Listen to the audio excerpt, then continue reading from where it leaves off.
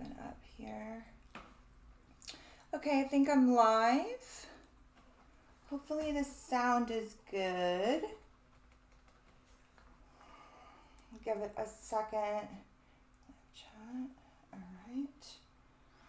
Hi, everybody. Happy November. It is definitely going to be an interesting month. That is for sure. Go ahead and let me know in the chat when you guys can hear me, if you can hear me. It hasn't gone live yet. I have it on my phone. Those of you who are Patreon members, we do not have a calendar this month. I did not make a calendar. Oh, there. We are live.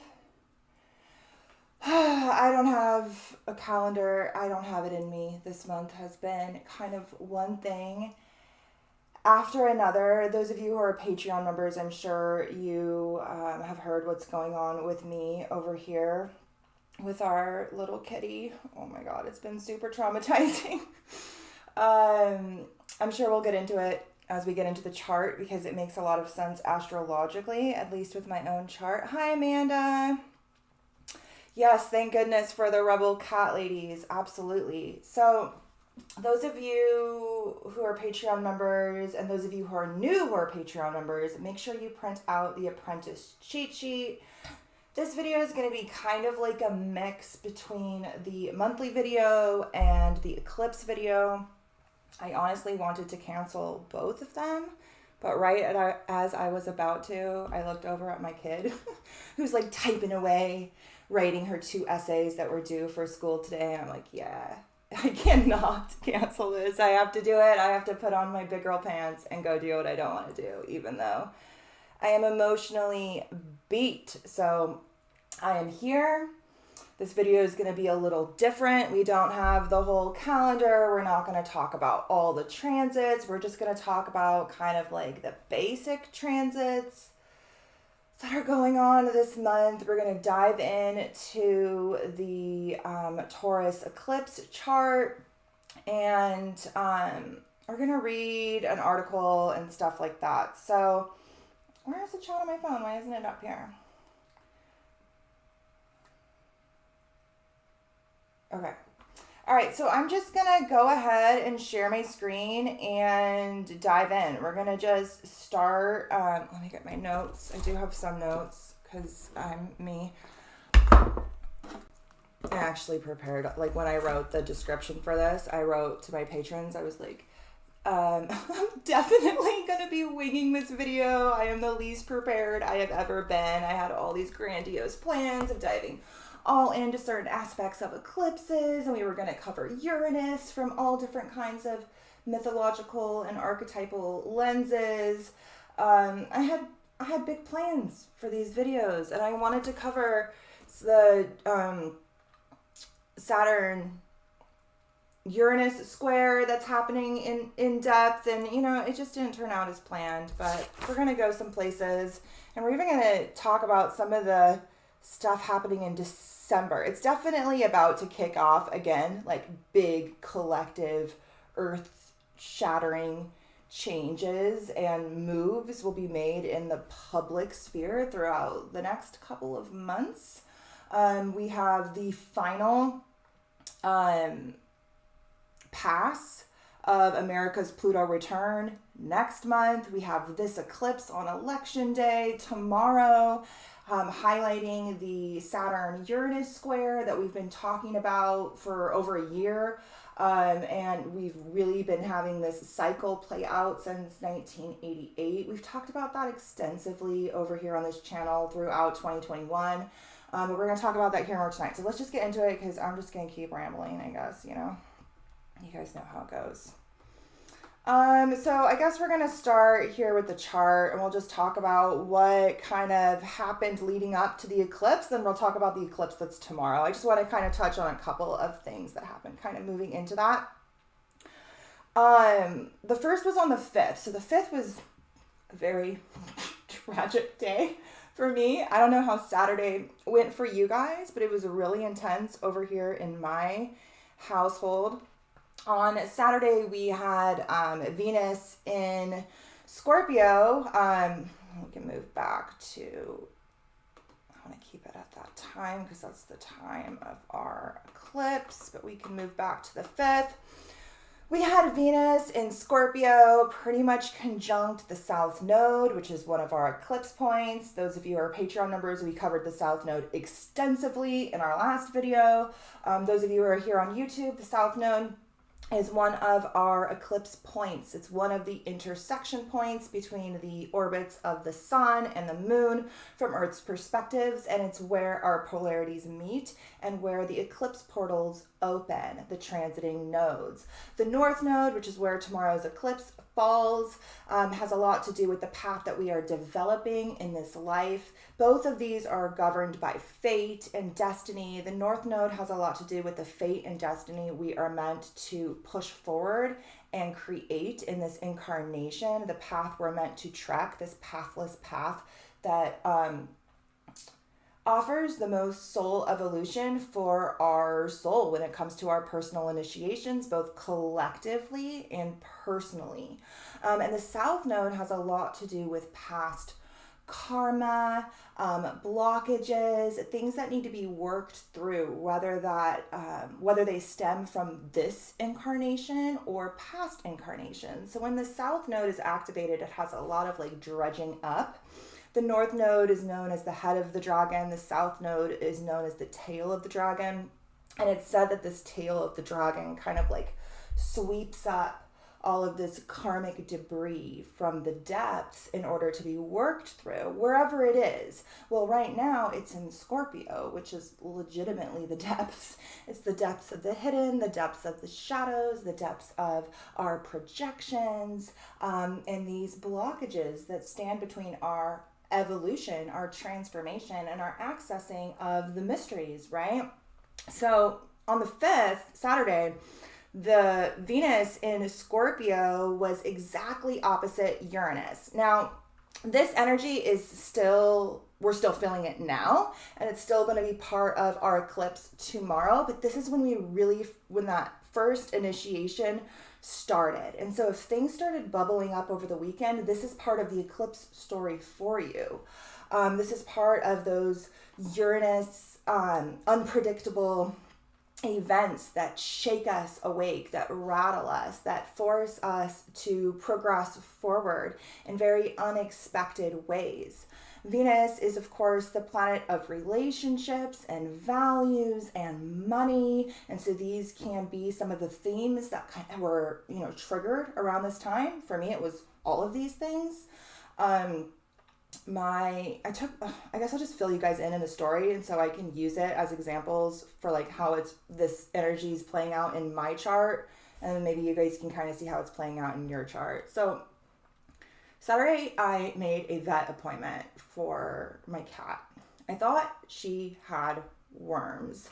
Her stomach was really like bloated, and when I got there, the vet took her temperature. The vet tech took her temperature and then immediately like snatched her up and ran out of the room and very loudly, in the most unprofessional way, told the doctor, "We need to take this cat to the vet. I think it's an emergency." And then she took the cat to the vet with no explanation for a very long time, and I started freaking out. I knew something was wrong, and it turned out that something was wrong. She had this really serious disease that is very hard to pronounce, but its abbreviation is FIP.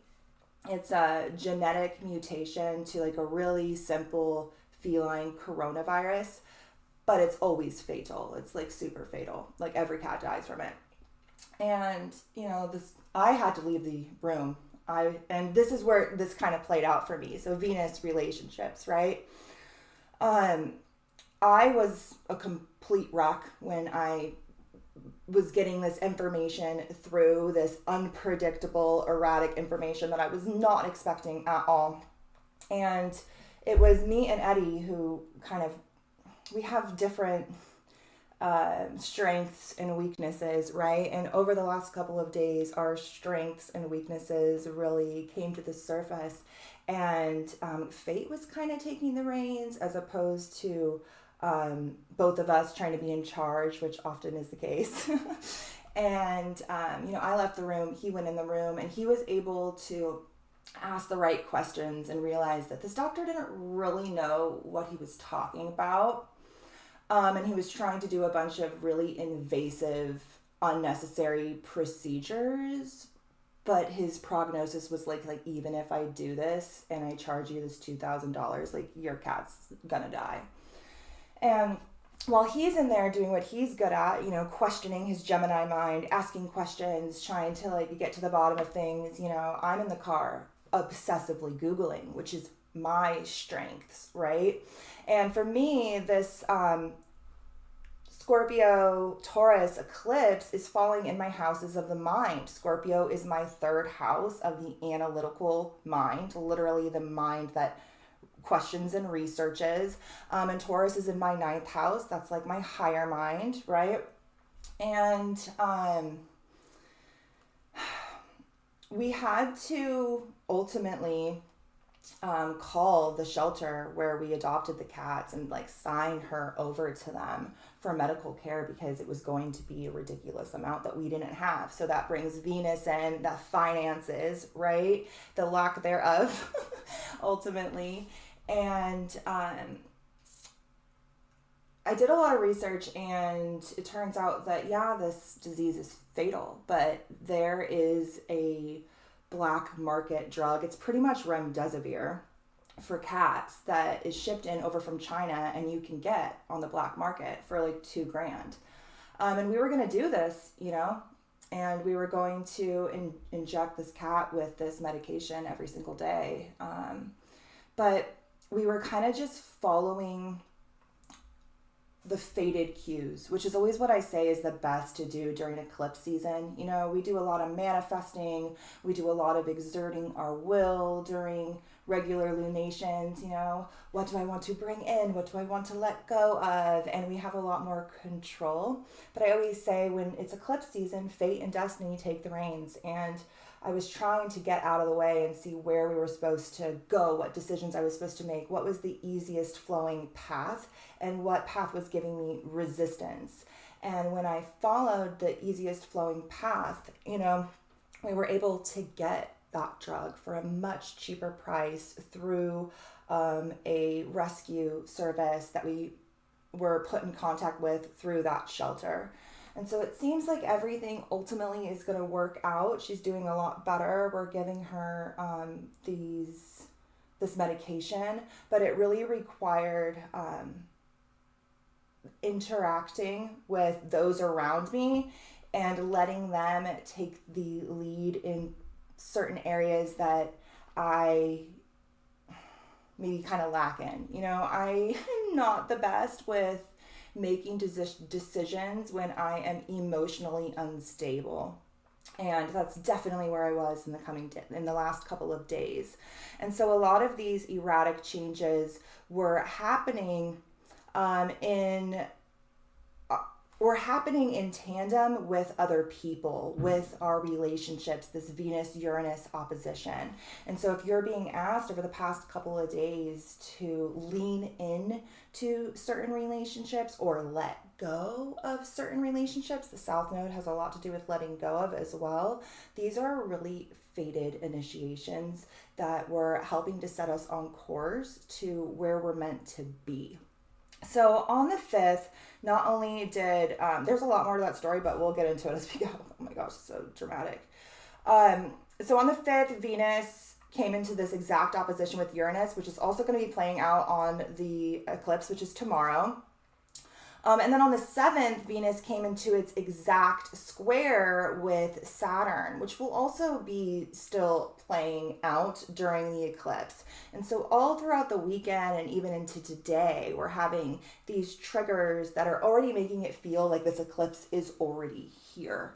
All of the players have been being hit with their exact aspects over the coming days. And so it kind of feels like this eclipse is a lot longer than it really is, right? Venus opposite Uranus has us leaning into our values and our relationships when it comes to navigating these erratic, unpredictable events that are manifesting within our personal lives and are about to manifest within our collective lives. We will get there in a second. And this Saturn square is having us take responsibility and step into our authority. So it's a square. It's a triggering 90-degree aspect that forces us to take some type of action in order to come into balance, right? So in order to come into balance when it comes to these unpredictable Uranian changes and this relationship value dynamic, in order to come into a balance in these realms, there needs to be an action taken, and that action pivots around Saturn. So Saturn is the planet of karma. Saturn is the planet of duty and responsibility and harsh reality checks, which is how it manifested for me personally. Saturn is an Aquarius for me. Aquarius falls in my 6th house. And so looking to see where Aquarius falls in your chart will help you to see where these harsh reality checks are coming. For me, Aquarius, like I said, is my 6th house. My 6th house is the house of responsibilities, duties, daily organization. It's also the house of health, and pets. And this harsh reality check very much came in that realm of my reality. You know, it took me years to convince Eddie to get the cats. And his big reason for not wanting to get them is like, animals die and he doesn't want to have to go through that. And I get that, especially considering his past with death in general and his family. But I love furry creatures, and it took me a really long time to convince him of this. And, you know, sometimes I can be in somewhat of an delusional mindset of like optimism and positivity that is kind of not based in reality. I have my dog, you know, she's 10 years old, and she is luckily been the healthiest animal I've ever met in my entire life. Like lately I've had to take her to the vet a couple times, but really not her whole life. I got really lucky, and I think the universe kind of like sent her to me to keep me sane during my, you know, dark night of the soul and all that. And so I got really lucky with her. And so I have this kind of illusion in my mind that everything's just going to be dandy and there's not going to be any issues and blah, blah, blah. And I was really like brought down to size this weekend, and it's like, no, Allie, you know, these are living creatures that lots of things can go wrong. And so like my harsh Saturnian reality check really manifested in this 6th house for me over the weekend, and really forced me to, you know, take responsibility for just my mindset when it comes to reality in general, you know what I mean? But we really started feeling this over the weekend. So I'm going to go ahead and move to the eclipse, which is tomorrow, and we'll touch on that. I see Blair in the chat. Feeling the chaos in full over here too. Also pet stuff going on. Sending love. Thanks for doing this. Aw, thank you, Blair. Oh, that reminds me. To all of my clients, I am so sorry. I sent all of the emails for scheduling sessions, and then this whole dramatic thing hit. And so I have a ridiculous amount of emails. One of them is to you, Blair. I have a ridiculous amount of emails I need to reply to and DMs I need to reply to. And so if you are waiting on a reply from me, I promise I'm going to get to you in the coming days. I'm going to schedule your sessions. We're going to get everything together. I felt really far behind, especially when it comes to DMs and emails. But I haven't forgotten about anybody. I swear I am stressing on this every second of the day. If it makes you feel any better. Leslie says, hello, everyone. I feel for you, Allie. This eclipse is for sure so strong. Yes, a lot of this is being triggered from the previous eclipse. The eclipse that's tomorrow is actually kind of a positive-ish eclipse if you're willing to work with the Saturn archetype, if you're willing to do the work, if you're willing to learn the lessons, if you're willing to process the karmic debris, then you can. Saturn is also the planet of profound initiations into deep karmic lessons that our soul came here to learn in order to like move beyond the Saturnian system and into what's next. Like Saturn is the great teacher, you know, and he comes with those harsh lessons. And so if we're willing to work with that, this eclipse can actually be really beautiful. I have to sneeze, but it's like not coming out. Okay. I don't have any of the aspect lines up. You guys know, usually I have the, let's go over here first before we go to the stuff, and we're going to cover some slides. I forgot I did make some slides. Okay. Oh, so I linked this video down below. This is the solar eclipse, that new moon solar eclipse that we had 6 months ago that, I don't know what just happened there. That was the seeding of this full moon. All right. So this is tomorrow is a total lunar eclipse in Taurus, which is a blood moon, which is a full moon. Full moons are culminations of things that were seeded at the partner new moon. So the new moon to this full moon was actually a solar eclipse. It happened back on Beltane, so back around April 30th. And I linked this video down below because this, like I said, is a culmination. Everything was already seeded. We just have things coming to fruition now on both a personal stage and a world stage. And so this is a Patreon only video, but I did link it down below. We covered so much in this video. It's ridiculous.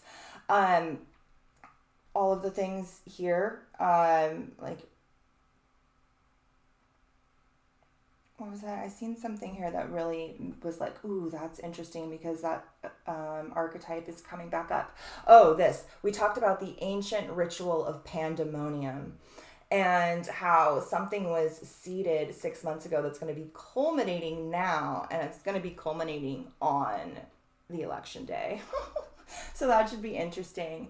We also talked about the archetype of Spock and the shadow of too much logic, the quest of initiation, and many other things. So if you guys want to watch this video, it's down below. We dove deep into eclipses, like really deep into eclipses. And yeah, it's down there if you guys want to dive in. Okay, so this is the thumbnail. I usually have a bunch of stuff on here, but you guys, I have nothing in me. I had nothing in me. When I made this thumbnail, I hadn't even pulled the chart yet for the month. I mean, I've been looking forward to this month for quite some time. I know the transits that are transpiring. I know it's going to be a month for the history books. The whole rest of this year is going to be. But I hadn't pulled anything. I had no idea. All I knew is that I needed to surrender. So this is a lyric from Sarah McLachlan and her song Sweet Surrender, which, thank you, Kimberly.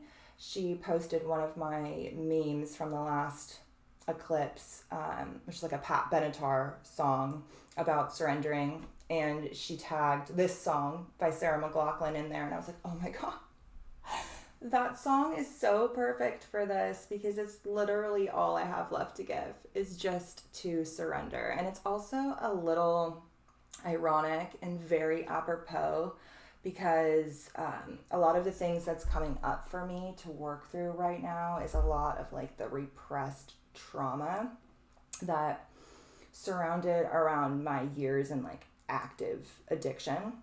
Now that I am literally having to inject my cat every single day with a needle, it is really traumatizing me. And it's really funny because I don't know if funny is the right word, but it's the one I'm going to use. Back in the day, during those very dark years that I'm currently in the process of dredging through in my mind and trying to work through the residual trauma and karma tied to Sarah McLachlan was like my jam, dude. You know, I was like a punk rocker and I was going to punk shows and, you know, on the surface level, like, you know, I mean, I listened to punk too, but when I was at home by myself, I was listening to the sad, sad songs. And many a times it was Sarah McLachlan, and many a times it was this exact song. So funny that you posted that, Kimberly, because just a couple of days later, I was like, oh, that's how that archetype is manifesting. So normally I have a bunch of stuff here as to where we're going to go on this video. I don't have that. I mean, I wrote some notes later, but at this point I had nothing. All right, so you want to look and see, you want to pull up your chart. Those of you who are Patreon members, you probably already have your chart. You probably have already started doing this. Those of you on YouTube, there's a couple of places where you can run your natal chart. Linked down below, I have the Luna Cloud software and my affiliate link. You can get that. It's fabulous. It's honestly the easiest one to use. I also did a whole video last month on how to kind of start using it. That does cost money. It's like $4.50 a month or $32 a year. If you're trying to run a chart right now for free, I would go over to astro.com. Not as easy to read, not as easy to use, but that's a really great place to run your chart. Or if you have an iPhone, the app Time Passages is also really good. Okay, so when we have a full moon or a lunar eclipse or a blood moon, which are all full moons, a lunar eclipse is a blood moon, we have an opposition between the sun and moon in the sky. And so we have an axis of polarity highlighted. We have the sun in one sign and we have the moon in the opposite sign. And so we have this sort of tug of war, this sort of pull in two different directions that are seeking balance and harmony. And we have this at every full moon. But when we have it during eclipse, this is where the nodes are. This is the area of our life that is extremely seeking balance and alchemy and awakening and the pushing forward of new stories and the rewriting of old stories, very much so over an 18-month period while we have the eclipses in these signs. This is actually the last eclipse that will fall in Taurus in this eclipse cycle. So you want to look and see where Taurus falls in your chart. This is where the eclipse is. This is where the moon is. But the sun is in Scorpio. And so you want to look and see. You'll have one on one side, one in the other side. When you know, you guys can write it in the chat. For me, Scorpio is my third house, which is the house of the mind. It's the house of communication. It's the house of questioning and learning. It also governs siblings, which is another kind of thing that's going on in my life right now. Like being completely exiled by one sister right before her wedding because of my COVID views, apparently. But I wasn't the only one exiled. My other sister was too. And the alchemization of the relationship with another one of my sisters who was actually, you know, really tumultuous. I always try to use that word, but I can never say it, which is kind of hilarious to me. But it was like a really fucked up relationship, especially when we were younger. And we have been very much working on that. And she's actually going to come visit here in a couple of days with her kids. And so this area of my life is very much a focus. And then Taurus falls in my 9th house, which is another reason why I came and did this video. Because I was like, well, what did the transits say? And I looked at the transits and it's like, bitch, this eclipse is in your 9th house, which is, it says here, the house of the adventure, the higher mind, philosophy, but it's also the house of like the teacher, the guide. It's the house where we're meant to share information of like higher knowledge with others in a sort of teacher role. And so I was like, okay, fine, I'll come. And so looking to see where these fall, you'll see where these two, where you're really feeling this. You know, our last eclipse was 2 weeks ago, was in Scorpio, lots of endings, lots of new beginnings. And this is a culmination preparing for a shifting to an ending as well. Okay. So after you find out your axis of polarity, honestly, like Google the house. more. This is a very, very, very small description of what this house means. And so let's say Taurus falls in your 3rd house and Scorpio falls in your 9th house. Just real quick right now while I'm yammering on, Google 3rd house, 9th house, and read a little bit more about that. Read a little bit more about that area of your reality to kind of get an idea of how this is playing out. Now, again, this is an eclipse and it's a full moon eclipse. We don't really have a lot to do around this time other than pay attention and try to navigate the changes that come and the culmination that is shown to us. Something really big is culminating. Something really big is being illuminated. Something really big is coming to fruition that has been building over the past 6 months. And we're just being asked to kind of navigate it fluidly without pushing against the current right now. But it helps to kind of know where this is going to be coming from. But like I said, you've probably already been feeling it over the past couple of days. And so you want to look and see, do you have any planets near 16 degrees of Taurus? If you have any planets near 16 degrees of Taurus, that planet is conjunct this eclipse, very strongly aspected. I would then look up that planet on the Apprentice cheat sheet to get an idea of how that's channeling in for you. So if it's your Venus, it's going to be coming in through your relationships, through your values, through your interactions with other people. It would have a lot to do with finances as well.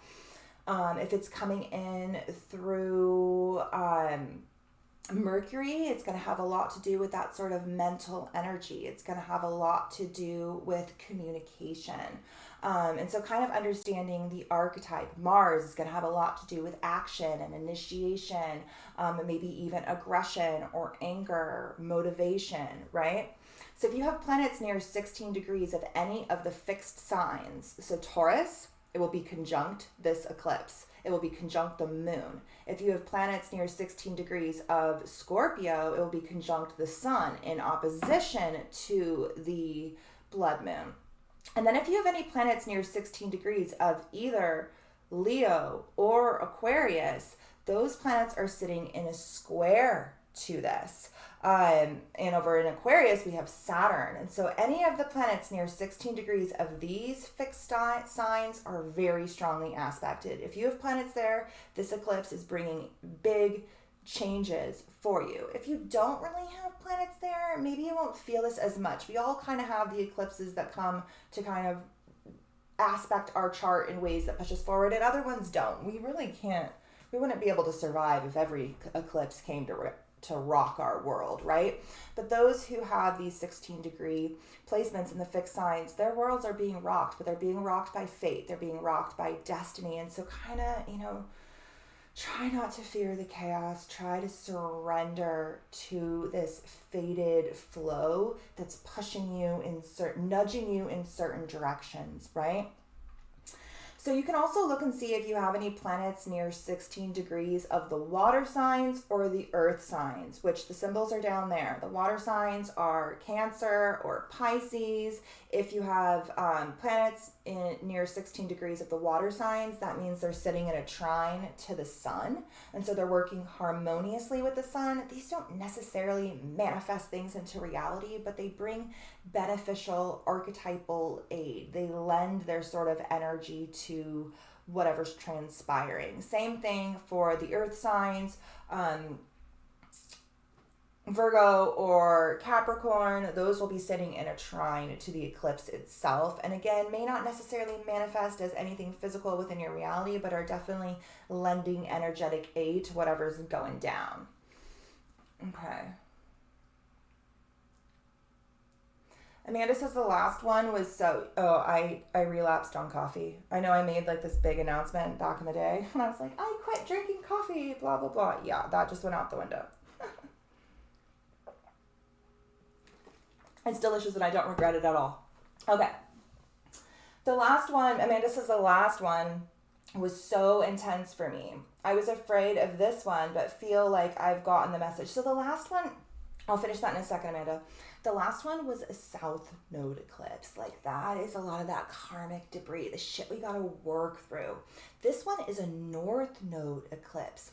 We did a lot of the work the past 2 weeks to work through a lot of this karmic debris to make room for this north node manifestation that's pushing us forward in our soul's evolution. It's a lot more positively aspected an eclipse when it hits the north node versus the south node. When it comes to, I mean, they're all positive because they're helping us to embody our fated destined future and work through our karmic shit that's holding us into this reality ultimately. But a north node really comes to bring those like fated new beginnings that push us forward. Okay, sorry, Amanda, I cut you off there. She's like, the last one was so intense for me. I was afraid for this one, but I feel like I've gotten the message and feel good about rolling with it. Getting some of the last lessons from my Saturn return for sure. Oh yeah, Saturn return. Leslie says she has Taurus in the 3rd house and Scorpio in the 9th. Oh, we're flip-flopped. Amanda says only Pluto is aspected for me, 17 degrees of Scorpio. And that's the thing. A lot of us millennials were born with Pluto in Scorpio. So a lot of us have Pluto being aspected throughout this Scorpio season. The eclipse we had 2 weeks ago and this eclipse.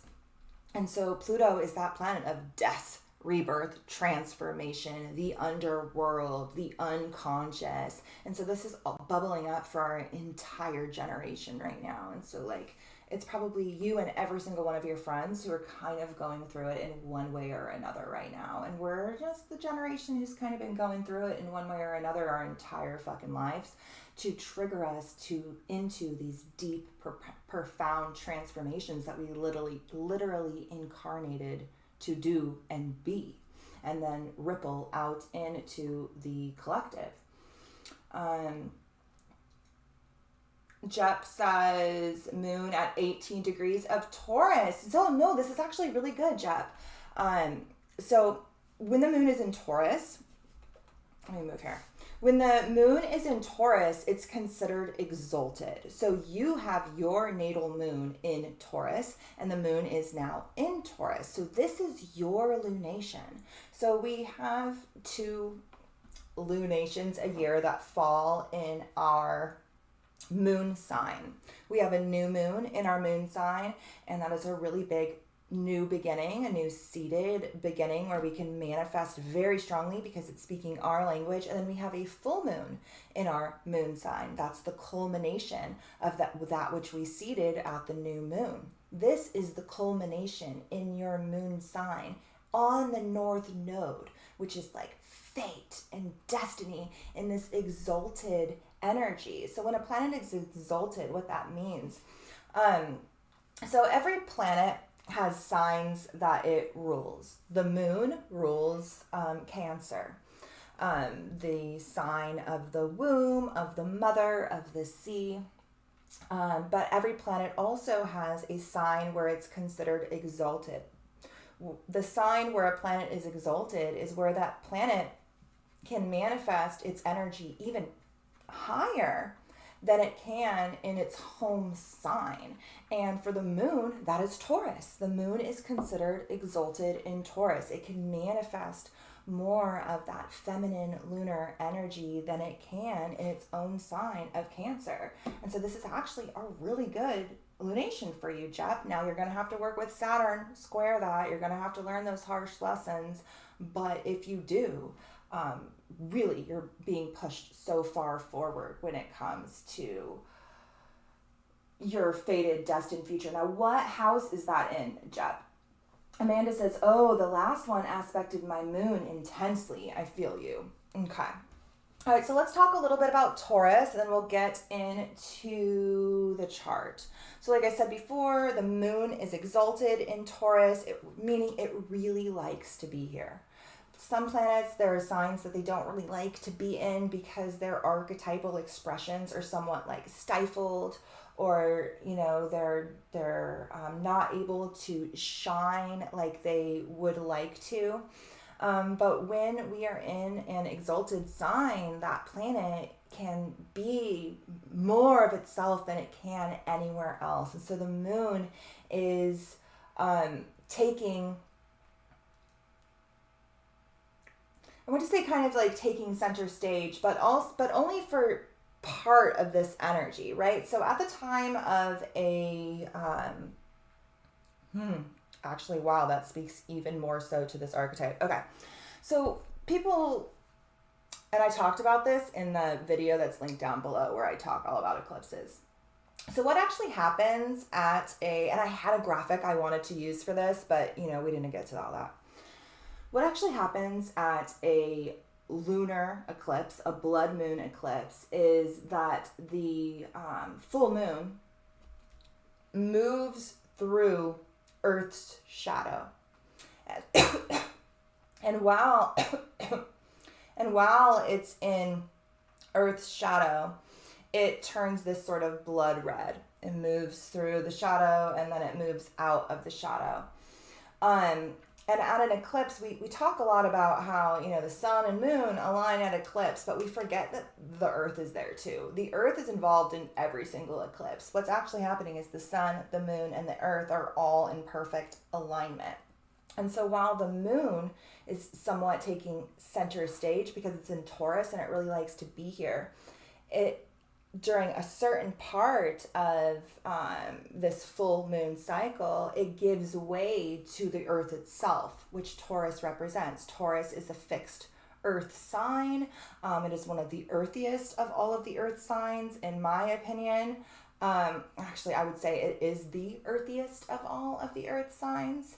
And when the moon moves into Earth's shadow, it is really able to align that sort of feminine lunar energy and remind us that it's manifested here within our reality. And so what we have here is the Norse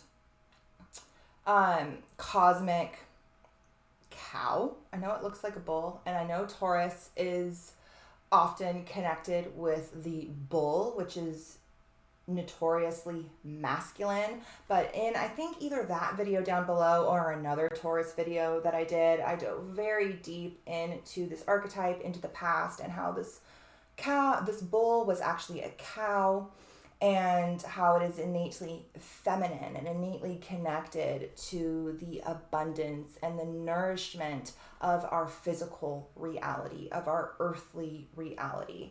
And so we have this exalted moon very much merging with this earth goddess archetype as well. And they're very much taking center stage as opposed to the sun, as opposed to our solar consciousness. It's very much polarized into the feminine expression. The sun itself is even in a feminine sign right now, a water sign in Scorpio.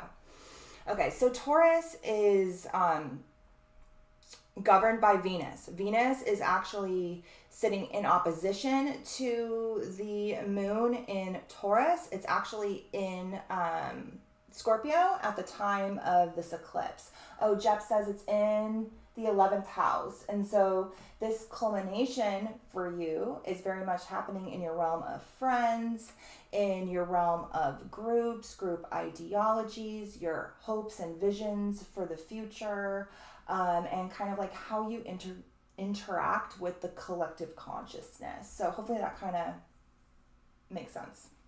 Okay. Taurus is ruled by Venus.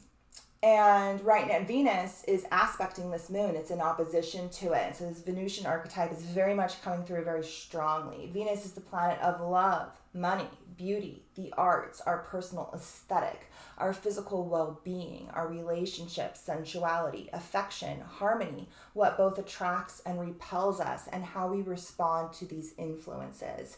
And so these can be things that are coming up around this time that perhaps this lunation is shining a light on for you to work through, right?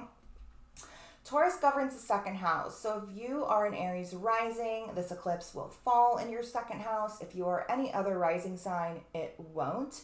We all are experiencing this kind of energy on a collective scale.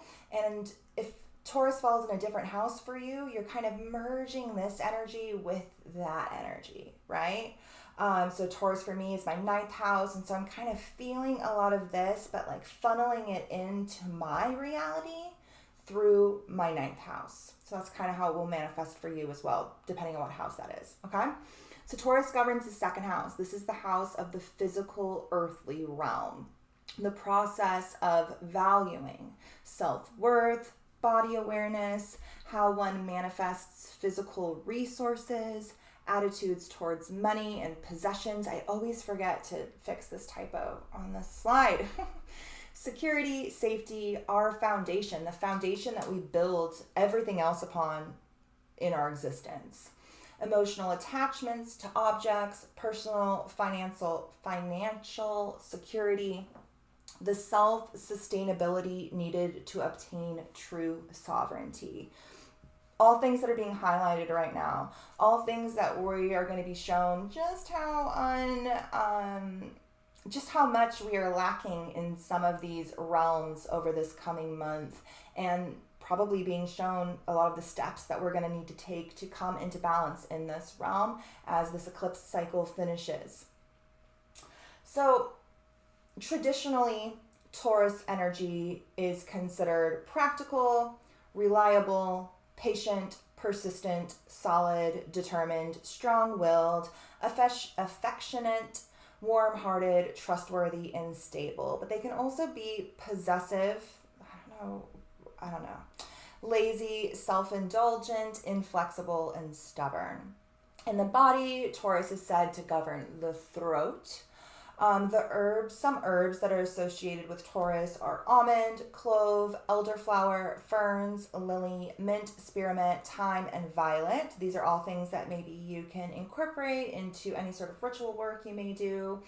And in the world, on like a mundane world stage, Taurus is connected to all aspects of production, banks, financial institutions, material resources, and security. So you can definitely keep an eye on those realms in the coming days. All right, let's go over to the chart. And let's talk a little bit about this eclipse. Okay, that's animated, and we are on the 7th, so we are on the 8th. If I do this, hold on. See, I have to move these or we cannot even remotely read this chart. This is way easier to do on the Luna software. By the way, no, I want it to the moon. Okay. And I can't get rid of this on Luna. This is not there in my way, being annoying. Can I make it smaller? No, I never can. I have to just leave it here. I hate it. Okay, so what we have here is a chart of the eclipse, which is actually exact at like 3 a.m. So only in a couple of hours. It'll be over by the time you guys wake up tomorrow. The eclipse is exact at 3:02 a.m. Pacific Standard Time, and it falls at roughly 16 degrees of Taurus. Okay, so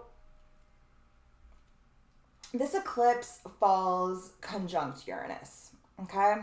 This is a very tight aspect. It's only off by like a little bit less than a degree. Also very close to the North Node itself. You definitely want to look and see where Taurus falls in your chart. This is where this eclipse is going to be bringing a lot of breakthroughs, a lot of changes, a lot of unpredictability. Uranus is the planet of erratic change. It has a lot to do with technology, with futurism, with pushing us forward. It has a lot to do with the breaking free of the Saturnian system. Saturn is sitting in a T-square to this eclipse. It's sitting square both the moon and the sun in what's known as a T-square, that triggering 90-degree aspect.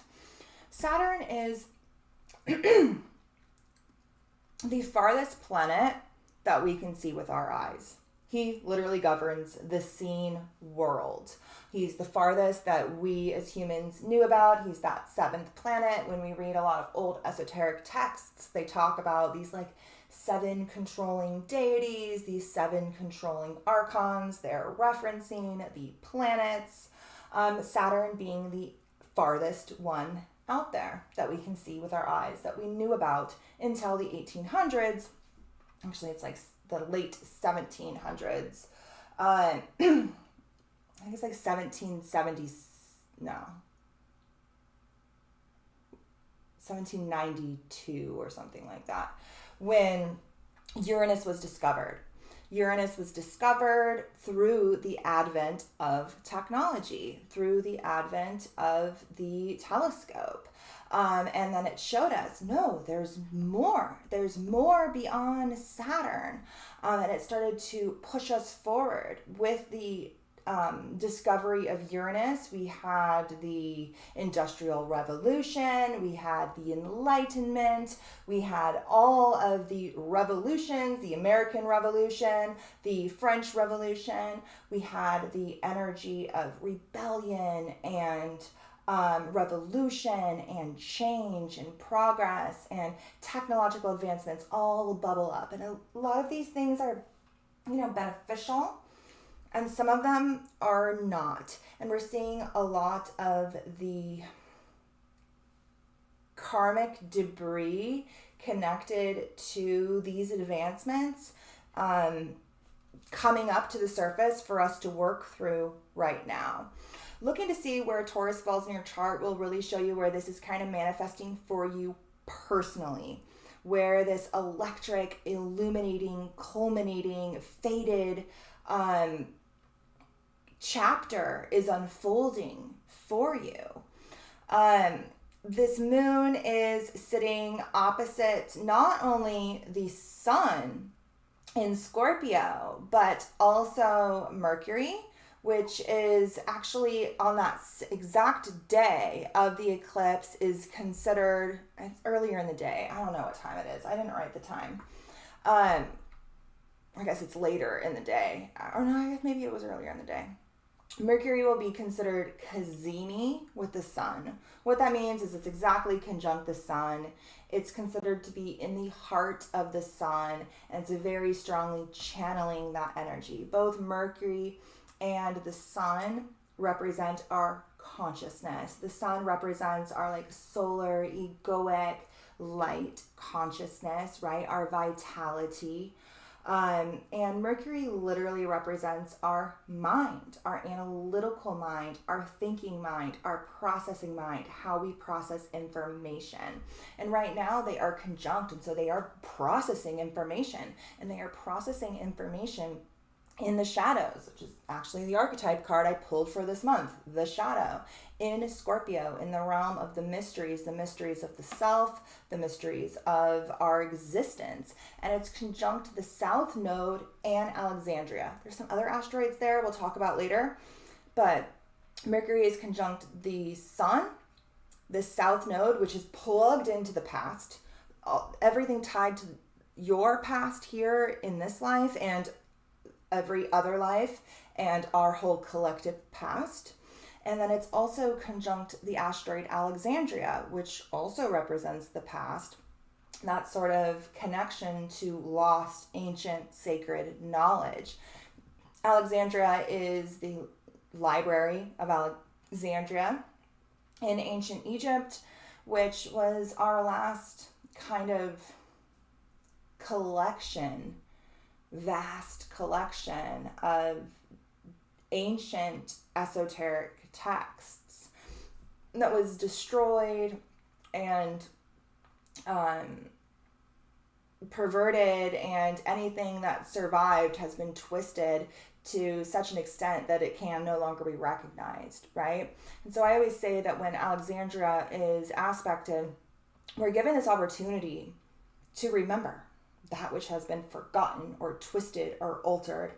We're given this opportunity to remember this lost ancient sacred knowledge that has been forgotten to time. Right now, that lost ancient sacred knowledge is in Scorpio, which is literally the realm of the mysteries.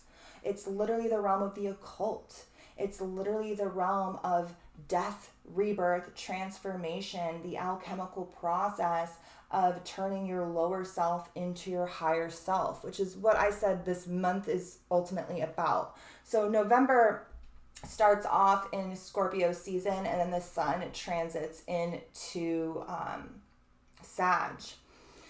And I say that I wrote here, like, this month in a nutshell, when I'm trying to like sum it up for you guys, I wrote this month is the alchemization of our shadow, Scorpio, into our higher self, Sag.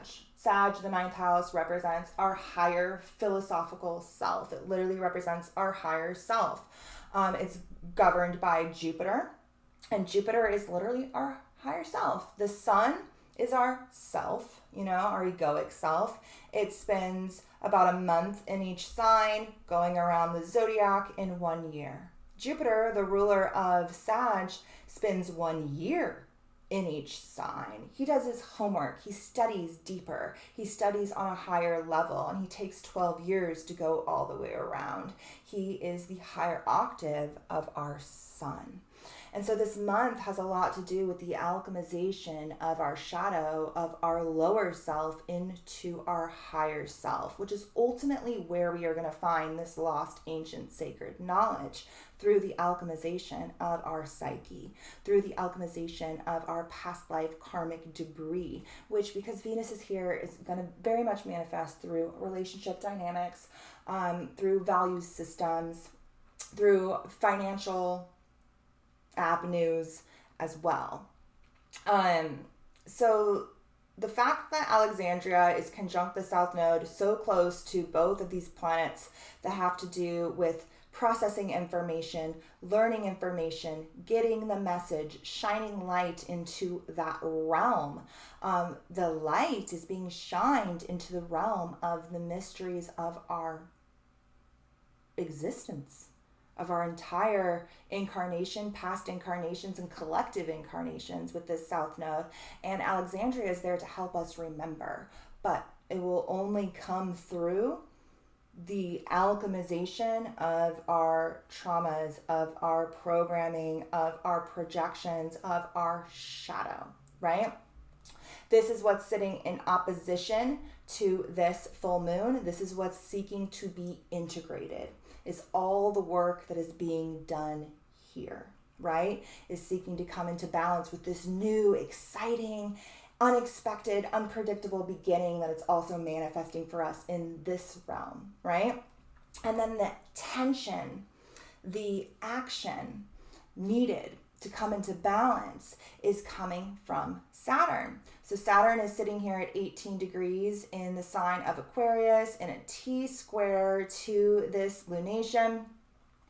And it's coming, like I said before, with those harsh Saturnian lessons, with those things we need to learn, with the work we need to do, those harsh karmic soul lessons that a lot of people run through. Now, if you have your Saturn in Aquarius, this is part of your Saturn return. This is a really, really big moment, this eclipse, when it comes to your Saturn return, which is innately tied to these collective shifts that we all are experiencing as a human collective right now as well.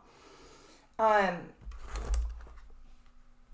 trying to figure out if I want to, how I want to go about this. Okay, so we talked about the opposition Mercury. We talked about that. I want to lean deeper into this. I want to go read this article I found that's really fabulous, but I want to... Okay, so this moon is also sitting... Well, we'll talk about those when we talk about the asteroids.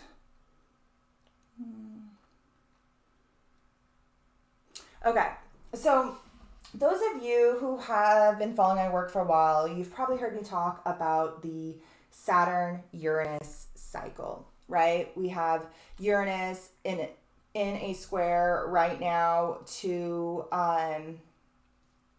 Saturn. Not an exact square. This eclipse is very much the last sort of moment that is highlighting this Uranus-Saturn square that we've been feeling over the past year and a half, really. And I talked extensively about this back in 2021 when we were really feeling a lot of these exact conjunctions. This cycle that has been playing out since 1988. So it was seeded in 1988 with a Uranus-Saturn conjunction that actually fell exactly conjunct the galactic center in 1988, starting this 45-year cycle that ends in 2032. And this Saturn-Uranus cycle is innately tied to the shifting of power structures, from the shifting from that which is traditional to that which is futuristic. And I said that this last little period from 2021 to 2032 is the closing of this 45-year cycle. And this square that we're feeling now, this full moon, this eclipse, is the last initiatory spark that will manifest big things into being. It's the last 90-degree aspect that these planets will be making to each other until 2032, when a new cycle starts through conjunction. I spoke heavily about how this is connected to the globalization of the world, the 2030 agenda, everything they're trying to kind of play out, and I talked about this extensively.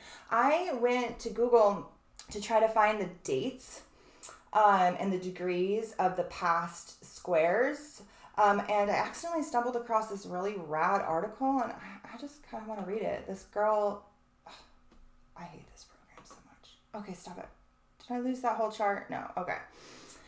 This is from a blog by an astrologer called Jessica Davis. She's from the UK. I am not familiar with her work. I found this on accident, but I read this and it was fabulous, her viewpoint on everything. And so I thought we would just kind of read this. This is her summary of the Saturn-Uranus square and the Saturn-Uranus cycle that we're seeing manifesting right now. And this eclipse tomorrow is really this last peak of this energy that we have been feeling, that's tied very strongly to the COVID narrative, tied very strongly to, the Pluto thing is tied very strongly to this like World War III thing unfolding in Europe right now, and the Pluto return of America, but we'll get there in a second. All right, let me just go ahead and read this. So she goes on and says, it's kind of long, I'm not going to read the whole thing, but we'll read some of it. She says, last time we looked at the archetypes and history of the Saturn-Uranus alignments. You guys can come and check this out too to see how they work. In this post, we'll explore possible events going forward, and she does such a great job of breaking it all down. It's really fabulous. And how to deal with the tension between these planets. The current alignment is in the final square cycle that began back in 1988, like I said, conjunct the galactic center, and it ends in 2032, conjunct the pole star, actually, exactly opposite the galactic center. So like these are really celestially significant points in the sky that this cycle has been aspecting. It literally started on the galactic center and it ends on the pole star right around the time that they're hoping to already have initiated their 2030 agenda through the WEF, right? So it runs from 2020 to 2033, this square that we're feeling. We're in the tail end of it now. Its last exact pass was in October. It didn't get all the way to exact because of its retrograde, but it got very close. And this November eclipse is really aspecting that. So this is the last little bit we're feeling here on election day, of course. These were the 3 exact passes that we had earlier in the last year. As we saw on the last post, Saturn-Uranus alignments represent periods of radical change and disruption of the status quo. They're good times to break out of old habits and patterns that have become too restrictive and limiting. Any structures in your life that no longer serve a useful or creative purpose can be dismantled and reformed, and you might not have much choice in the matter. Uranus is disruptive, but also creative. It stops life from becoming too static and stagnant by awakening new ideas and possibilities. When he aligns with Saturn, it triggers a crisis in consciousness that shatters your previous perspective and forces you to find a new way forward. If any of you have ever heard of this astrologer before, write it in the chat or the comment section. The hard alignments are periods of forced growth and change. And this is one of the hard Saturn-Uranus alignments. It's a square. Resistance is futile. That's hilarious because that is what the Borg says in Star Trek. The Borg is like this transhumanist hive mind race that's always trying to assimilate people into their technological hive mind. And they always say, you will be assimilated. Resistance is futile. And I think that that's hilarious that she chose that line because I very much look at the Uranus transits we have happening right now as this push towards transhumanism, right? And this path towards no return. And I really do think that this month and the next couple of months, the decisions that humanity makes here in the coming months, which are very strongly guided in karmic fate and destiny, is going to be a path to no return. Let's just hope it's the right one. And she brings it around to some positiveness here. She says, but that doesn't mean all change is good. When you embrace change for its own sake, it often means nothing really changes because it's too superficial. The old order remains unaffected, storing up problems for next time. It's also important to recognize the difference between old structures that are good and useful and necessary and those that are repressive or worn out. If you don't, you could end up getting rid of things you need, like civil liberties, for example. That was another harsh lesson that I learned over the coming days, is the importance of Western medicine. Sometimes, I have been very jaded with the medical industry since childhood, ultimately. When I showed up to a doctor at 5 years old and with zero therapy or talking, really, they just prescribed me Ritalin on the spot and then drugged me my whole childhood. And I've had lots of bad experiences with doctors in the medical industry. And so I tend to not trust them, right? And over this last weekend, I was shown how the system itself is broken, but how the technologies themselves can be useful, right? It is a modern pharmaceutical drug that is the only thing in the world that can save my cat's life at this point, as much as I would love to use an herb or some of these other older systems, nothing like that exists. And so it really shows me how you can't be black and white when it comes to anything. When it comes to holistic health or Western medicine, there has to be a sort of middle ground. And I think this was a lesson that I really needed to learn at this time in my life for, the future path that is about to unfold for me. I am trying to conceive. And I do want to have my child outside of the Western medical system, a home-free birth. But I still need to have a sort of backup plan in case unpredictable events transpire. And so a sort of protected birth plan in case I do end up in a hospital setting. And these are kind of lessons that I think I needed to learn right now to prepare me for where I'm going, right? Okay, and for you, they're coming through different places. I'm just kind of using myself as an example. Ultimately, these alignments are about freedom, but that doesn't mean doing whatever you want. For life and civilization to function well, you need a balance between freedom and structure. Uranus governs freedom, Saturn governs structure. Saturn governs limitations, and Uranus governs breaking of those limitations. So without good boundaries and limits, freedom can be taken too far, and it becomes destructive. Equally, with too much control, life can't flourish because creativity is stifled. When these two planets get together, the results are often unpredictable. And that causes a lot of fear and resistance. But giving into fear blocks access to your higher self and intuition, and that stops you seeing positive ways through the confusion. Resistance is just Saturn digging its heels and holding on to the past. However, some fears should be acknowledged and heeded. They could be a red flag showing you something is wrong. Perhaps you're in danger or there's a problem you need to address. If your house is on fire, you don't sit there and accept the flames and think positive thoughts. You get out. You take action. Perhaps the hardest part of Saturn-Uranus alignments is the amount of tension and stress that gets stirred up.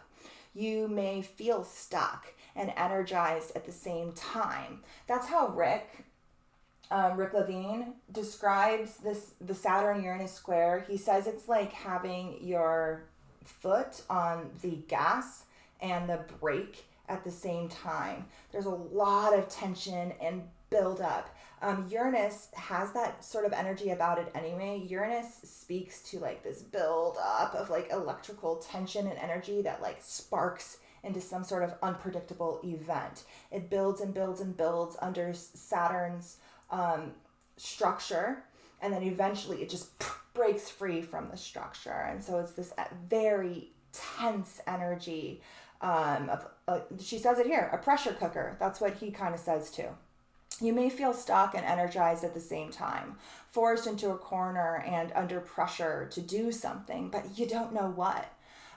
You will be shown what. Fate and destiny are guiding us forward. We don't have to just make outright decisions. We will be shown what to do. And that's how the last couple of days manifested for me. It was just one step after another. I was kind of shown what to do and what decisions to make. And between me and Eddie, I feel like we ended up ultimately making some of the right decisions.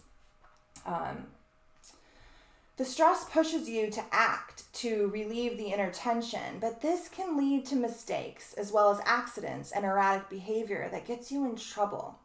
You can end up making the wrong changes or even the right changes at the wrong time and make things worse. The best way to approach this time is to remain as flexible and adaptable as you can.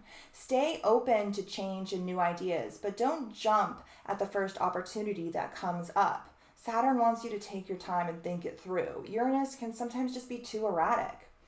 Always check the facts and make sure you're not being misled by fear. Take time out to relax and meditate. Physical practices like yoga and I think she means Qigong, I don't know, can help to manage the tension and trust your intuition, but remember to test it against reality first.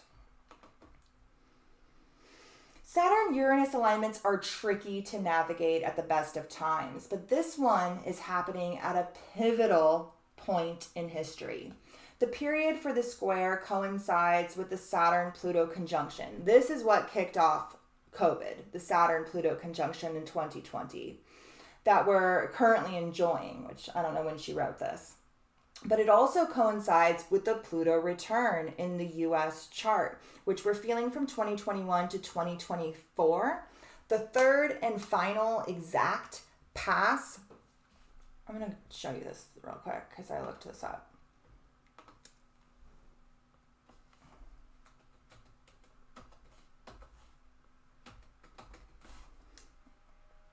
I have to get rid of these lines. I can't even read the charts anymore with these lines on. It's just too much. Okay.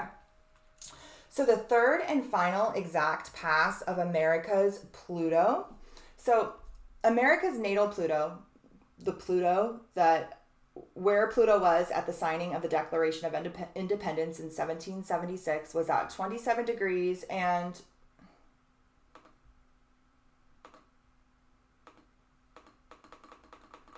33 minutes. I'm off by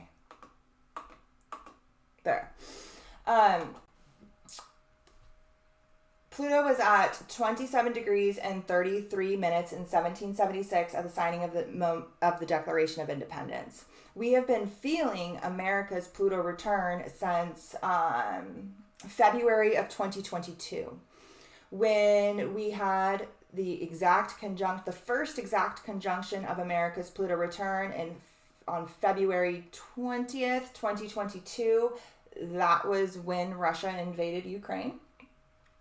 When Pluto stationed retrograde, I can't remember what happened. Something happened that day too over in Russia and Ukraine. I can't remember. Those of you over on Patreon, we can look in the thread, the World War III thread, because that's definitely probably where this is heading. I know I cataloged it over there, what happened, I can't remember, but I know something happened at the moment that Pluto stationed retrograde, and then it went back. Now it's coming back, and this is going to be the third and final pass of America's Pluto, and it will be on January 28th, 2022, next month. And it will be happening at the exact moment that Mercury stations retrograde, pretty much conjunct Pluto in Capricorn, conjunct Venus, all here conjunct as Mercury stations retrograde. December is going to be intense. This is also happening opposite Black Moon Lilith in Cancer. And so it has a lot to do with the hidden, the repressed, the shadows. It has a lot to do with finances and resources and relationships within the system, right? Capricorn governs our world governments. So this has a lot to do with communication between world governments. Stationing retrograde, when Mercury is stationing, it is so strong. So I'm expecting some sort of announcement, big announcement, probably tied to what's happening over with Russia and Ukraine, because that seems to be what they're tying the Pluto transits to. The earlier Pluto transits, the Saturn-Pluto conjunction that happened in 2020, that kicked off the COVID narrative. But the Pluto returns, they've seemed to be tying very heavily to this World War III narrative. When Pluto comes around, power shifts hands. Structures crumble and new ones build up. And we very much see this sort of narrative transpiring of certain structures crumbling while others are building. One world systems and new world order agendas are very much being pushed through around this time. So this is... just the next couple months are going to be intense, guys. Not only is this eclipse that is on the election day aspecting this gnarly square that we've been feeling all throughout 2021 on a collective stage, so it's going to have major collective events. I'm pretty sure the election is going to be a complete shit show. Whoever wins, the other side is not going to accept the results, and they probably shouldn't, because it's a total sham. And I don't know what's going to transpire after, but I think it's going to be slightly chaotic and unpredictable. People always get confused when I say this, but Uranus in mundane astrology is connected to right-wing ideology. People are like, how is it connected to right-wing ideology if Uranus is about progress? Well, in mundane astrology, Uranus is connected to right-wing ideology, and Neptune is connected to left-wing ideology. Uranus is that planet that is focused on freedom and liberation at all cost. It's erratic, it's unpredictable, it's rebellious, it's sometimes violent. Neptune is the planet of like delusional, illusional compassion and empathy that is often misplaced and rooted in fantasy and not reality. And that is much more associated with the left-wing ideologies. And so we can kind of expect whatever to transpire through the election to really be triggering the right and right-wing ideology from Uranus. Every archetype has multiple manifestations. So while Uranus has the connection to like freedom, liberation, rebellion, erratic changes, it also is connected to technology and progressive ideals, which often kind of fall on the left. So it's not black or white. It's not this or that. It's both. Just like Neptune, while it's rooted in this delusional fantasy of compassion and empathy that's often rooted in just nothing tangible, right? It's also connected to spirituality and the realm of Pisces, which has a lot to do with religion, which of course, the right is very strongly plugged into. So you can see how both the left and the right manifest through both planets. But in mundane astrology, Uranus is connected to right-wing ideology. And so we could probably see them being strongly triggered through the election results, and whatever transpires after that, we'll have to see. So December is when we're going to have this last pass of America's Pluto return. Keep an eye on the area of, Russia and our involvement with it as well. Throughout that time, this Mercury conjunction to that, while it's stationing the same time that this will be exactly passing America's Pluto, seems very significant. The end of the year into January should be interesting. Okay, let me go back over here. That was just a tangent I needed to go on for a second. So we're feeling not only this square between Saturn and Uranus, which is having a shift between like tradition and progressing forward. We also had the Saturn-Pluto conjunction that happened in Capricorn that they used to initiate the whole COVID narrative. And then we have the Pluto return, which they are using to initiate World War III. Ultimately, they're tying it to all those dates. We know they have occultists and astrologers looking at the chart. They can't be doing this on accident. And so all of these things are playing simultaneously, and many of them are bubbling back up right now around this eclipse. Things we've been feeling over the past couple of years are all kind of coming to a head once more. She says, which is interesting in light of the ongoing power grab and attack on the Constitution. Since the start of the cycle in 1988 on the Galactic Center, we've seen the restructuring of the world economy along neoliberal lines and the financialization of pretty much everything in a process of globalization. And I broke down all the transits and the ties to Uranus cycles in the past and how it shifted us from all of these different things, from fascism to the Americanization of the world, and now to the globalization of the world. I did that in past videos. The world is now dominated by transnational corporations run by a handful of ludicrously wealthy individuals. And these transnational corporations and ridiculously lucrative individuals are governed by the signs that this eclipse is in. Scorpio literally governs transnational corporations, and Taurus governs wealth.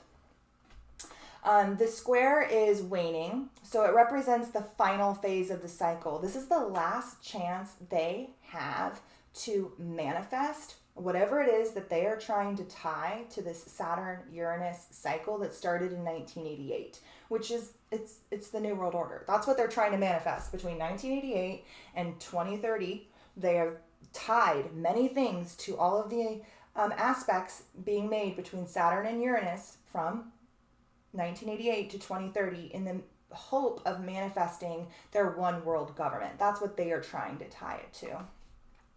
And right now, this eclipse is literally their last chance to initiate anything into being. From there, we'll be dealing with trines and different aspects, like we'll have a sextile and things like that while we close this cycle. But this is the last square. This is the last 90-degree aspect that can manifest things into reality. So this is their last stitch, this last push effort over the next month or so. So we can expect big moves to be made. What happens now will have a big impact on how the balance of power shifts towards either decentralized control and the end of Western dominance of the economy, or towards a doubling down on globalism and a one world government, or some kind of hybrid, which is where I think we're kind of going.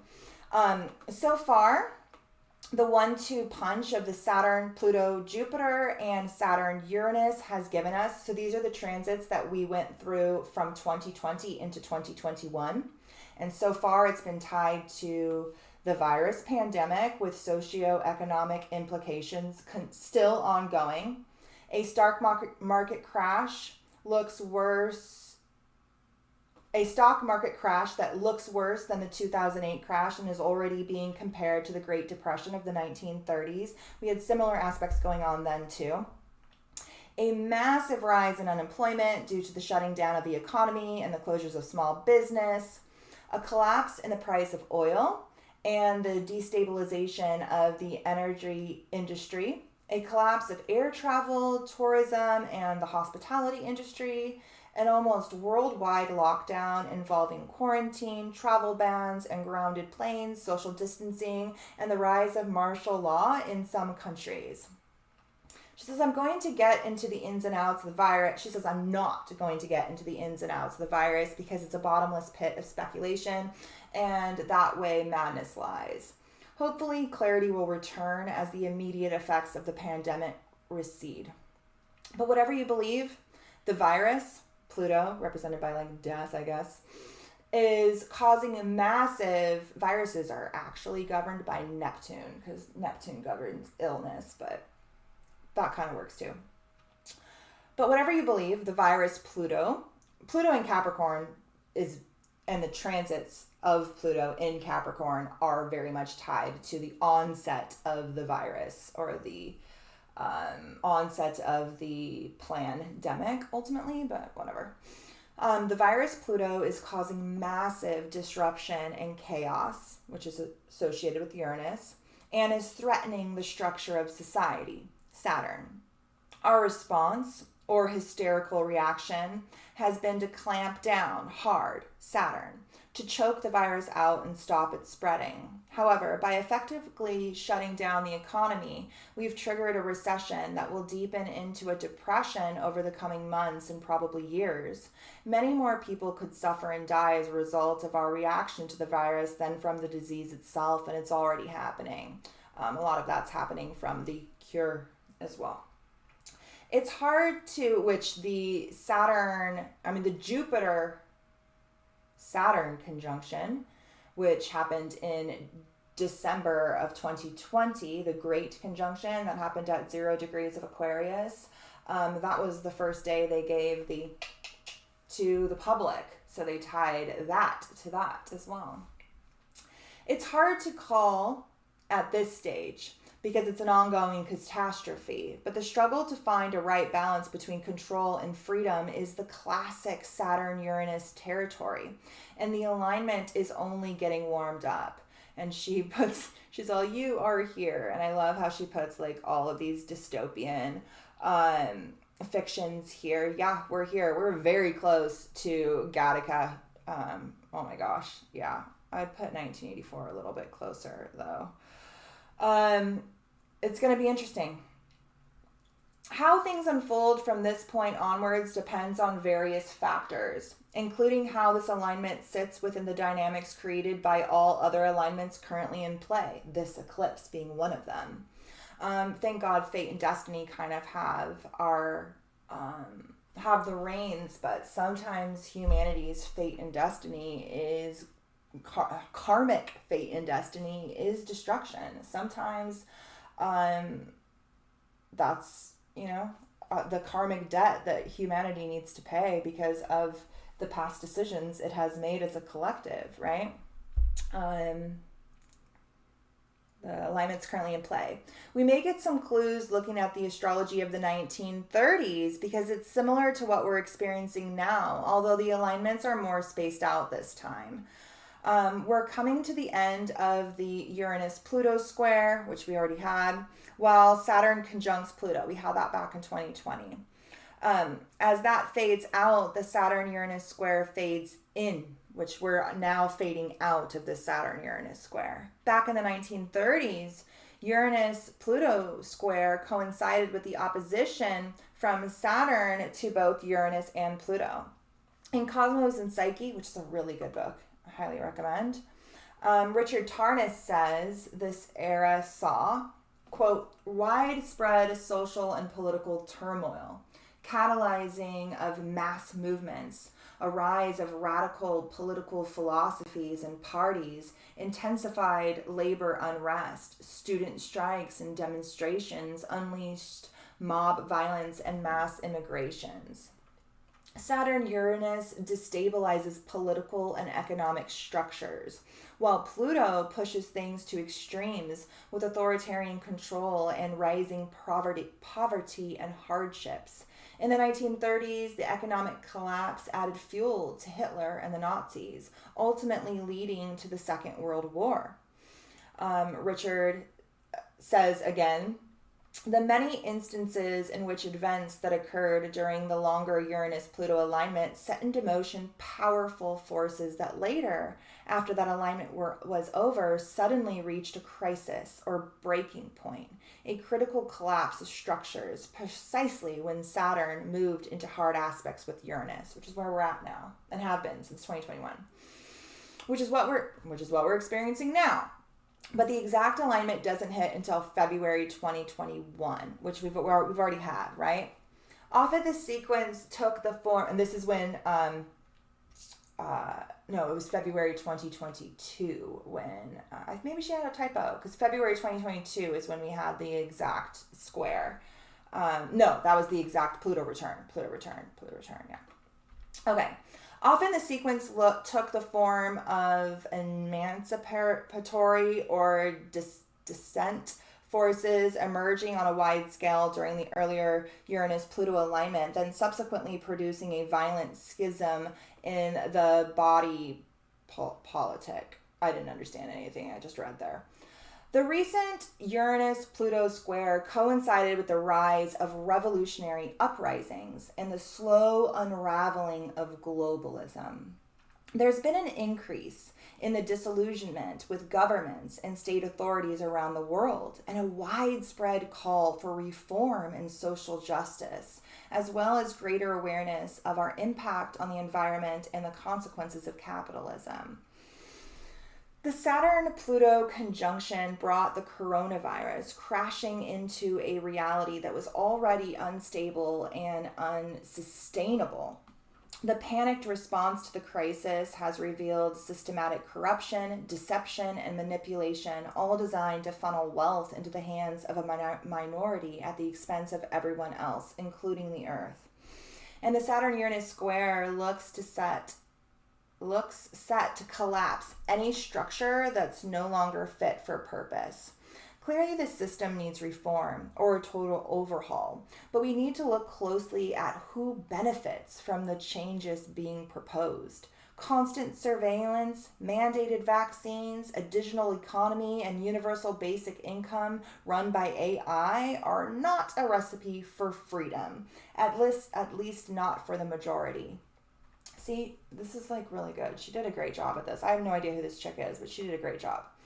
How this plays out around the world depends on local conditions and the nature of the culture in specific countries. So we could see more freedom in more places and less in others. That's how I think it's going to play out. We already see that happening. Like China has no freedom at all. And then there's a lot of like Nordic, European countries that didn't even have a lockdown, right?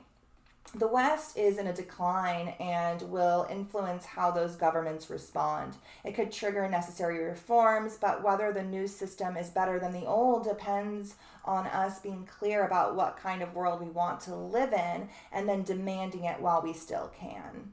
And we're kind of at that last ditch of being able to have any sort of control how this plays out between now and 2030. And they know that, right? That's why they have tied their agendas to these years. The 2021 agenda, the 2030 agenda, it's specifically tied to these transits, 100%. If you guys haven't seen this movie, They Live, highly recommend it. Very good movie. I don't know how much more of this I'm going to read, but I'll finish this little bit right here and we'll move on. It's a long article. You guys can come and find it. This is Jessica Davidson. Just type in Saturn-Uranus square Jessica Davidson and you guys can read the rest of this.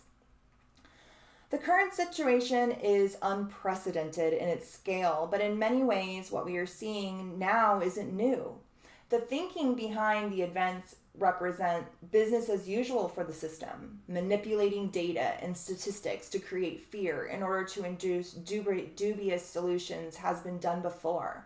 For example, the Saturn-Uranus square of 1975 to 1977, a swine flu epidemic in the U.S. led to the creation of a vaccine that caused serious health problems because it was rushed into use and not tested properly. I didn't even know about this. More recently, the Saturn-Uranus opposition in 2008 to 2010 coincided with an overhyped H1N1 pandemic, I remember that turned out to be no worse than the seasonal flu. The current crisis reveals the dangers of misusing mathematical modeling based on questionable assumptions and incomplete or inaccurate data. It shows what happens when people blindly follow experts and fall into the flacency of misplaced concreteness or reification. In other words, they confuse the map with the territory. Science isn't infallible. It can be manipulated and misused. The answers you get depend on who's paying. Imperial College announced their massively inflated death forecast and the world fell into lockstep. Who paid for their research? The Gates Foundation, amongst others. The very people who stand to benefit from making the vaccine for the virus, and their track record is appalling. So what is going on? I don't know, obviously, but we can guess based on trends and previous behaviors. When you track the money, it seems clear that the numbers are being willfully distorted to induce panic and create the pretext for a managed economic collapse, a controlled demolition of freedom. The globalist system is unraveling, and this is the final desperate attempt to regain control and prevent decentralization. Capitalism is cannibalizing itself. It is just the logic of the system, and it's looking for fresh victims. It needs fuel to run its regime, a new bubble to inflate, to drive wealth creation. Enter the Green New Deal and the financialization of nature via carbon credits, taxes, and surveillance capitalism. Enter the hive mind of the Borg. I knew that's what she was referencing when she said that. I like this chick. I need to find her. Somebody find her Instagram. Enter the hive mind of the Borg and communitarianism. Enter the digital gulag. In the words of Winston Smith in 1984, to the future or to the past, to a time when thought is free, when men are different from one another and do not live alone, to a time when truth exists and what is done cannot be undone, from the age of uniformity, from the age of solitude, from the age of Big Brother, from the age of doublethink. Greetings. Now for the good news. Good night, Amanda. Bye, Leslie. Okay, now for the good news. The technocratic one world government this video is going to have a lot of trigger words.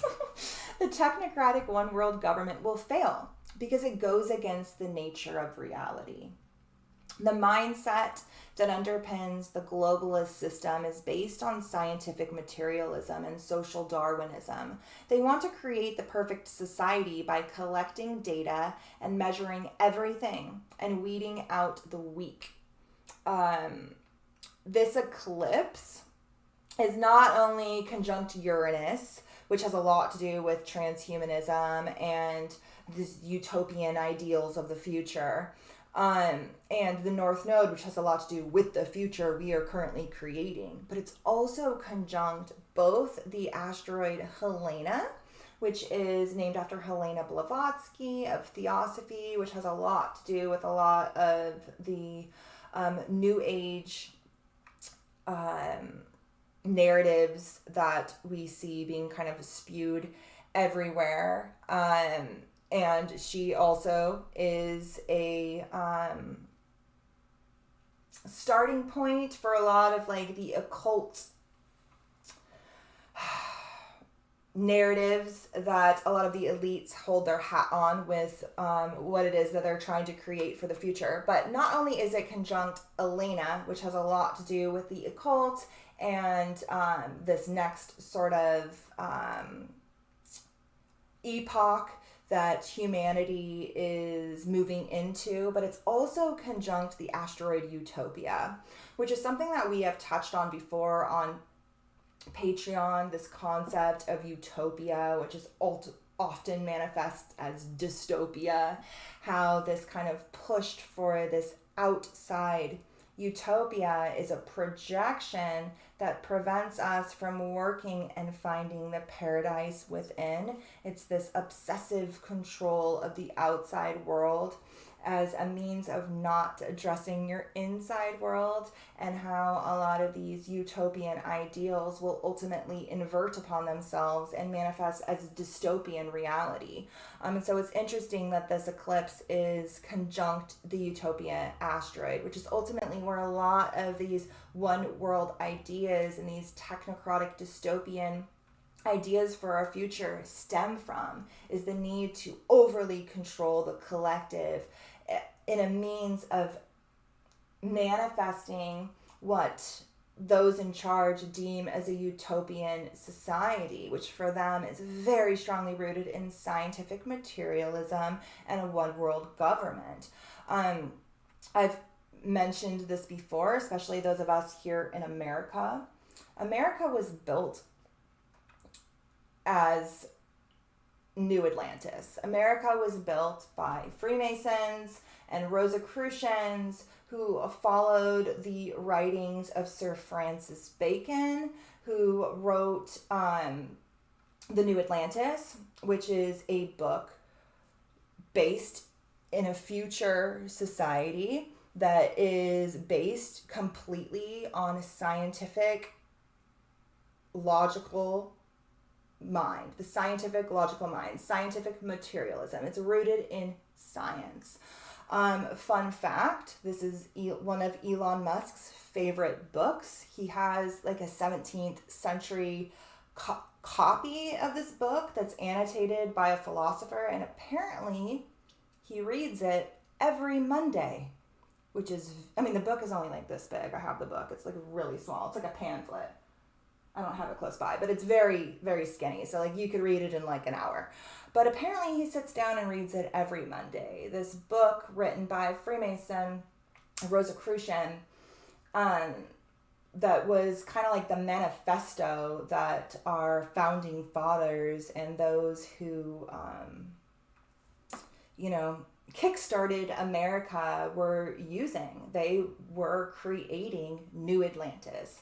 They were creating a new world government, ultimately, and America was the seeding point for that sort of technocratic, scientific reality that they want to create, right? Which is rooted in this concept of utopia, of a perfect society, right? That always will invert upon itself and turn into a dystopian reality. Always. We cannot insert that much control over the collective. It will always backfire. So if they know, these elites, right? If they know everything, they could become like gods. They can solve the problems of humanity by eliminating disease and death. They can upload their consciousness into machines and live forever. This is idealistic and insane. Humanity isn't a problem that needs to be solved, and neither is death. Anyone who understands metaphysics knows that. And the metaphysics of the collective consciousness is about to shift with the Jupiter-Saturn conjunction into Aquarius. This happened back in so she wrote this a while ago. The Jupiter-Saturn conjunction in Aquarius happened on December 21st, 2020. That was the day that they started injecting everybody with the vaccine, the public. She wrote here, the metaphysics of the collective consciousness is about to shift with the Jupiter-Saturn conjunction in Aquarius. Scientific materialism is finished. That's not really how it planned out. Everybody got scientific materialism injected into their bloodstream, but yeah. However, that doesn't mean the next few years will be easy. The globalists or the rulers, parasites, psychopaths, imperialist wankers, pick a slur, I like this chick, won't go down without a fight. People with power never give up their power, and they never reform their systems in favor of the ruled. Remember that when they come offering gifts. As Gordon White said in a recent newsletter, the imperial powers do not fuck around. They literally killed God, and it didn't take, though. It never does. We'll just get past whatever she's about to say about Voldemort, and then we'll move on.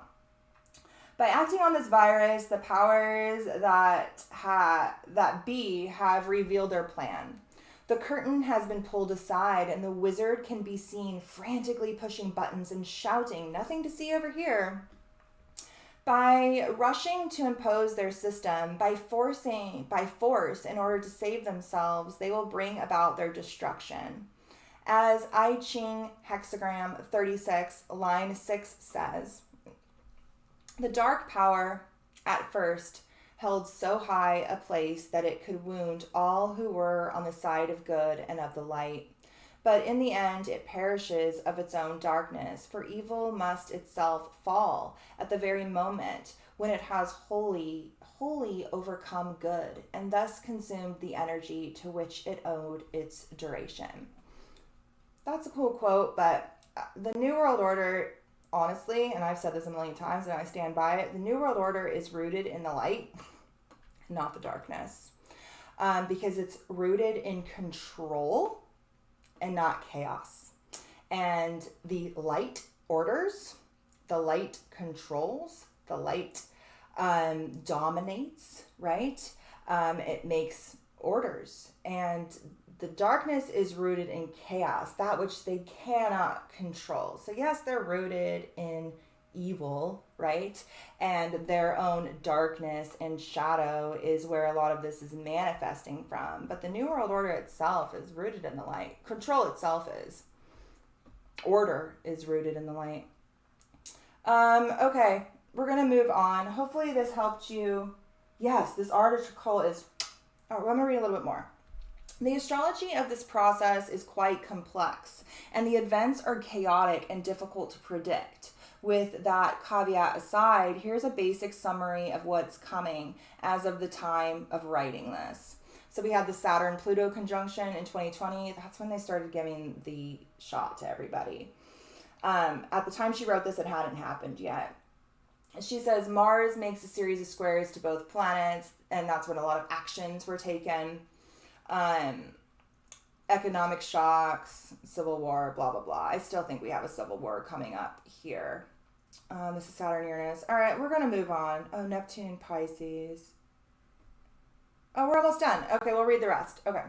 It seemed like there was a lot more. In the middle of all this, we have the Jupiter-Saturn conjunction in December. That was the Great Conjunction. That was when they started injecting everybody with that vaccine. This indicates the end of an old empire and a new beginning for the economy and power structures. But it won't materialize overnight. It actually will probably take about 10 years to materialize, because the Jupiter-Saturn conjunction is a 20-year cycle, and this conjunction is like a new moon. So it seeded a new story in December of 2020, which is when everybody started getting vaccinated, and that will culminate at its like full moon phase, which is the opposition, which will be in 10 years, so 2030. And we all know what they have tied to 2030, right? When everything is changing so fast, it's tempting to reach for the first and most obvious solution to bring things back under control again. But this could be a mistake. We need to be wary of getting carried away with enthusiasm for exciting new technologies like mRNA and gene editing. Speaking of Gattaca, we need to be wary of getting carried, and brain microchips. We need to be wary of getting carried away with enthusiasm for exciting new technologies and ideologies that promise a brighter future and more freedom, only to discover we've walked into a trap, a transhumanist trap.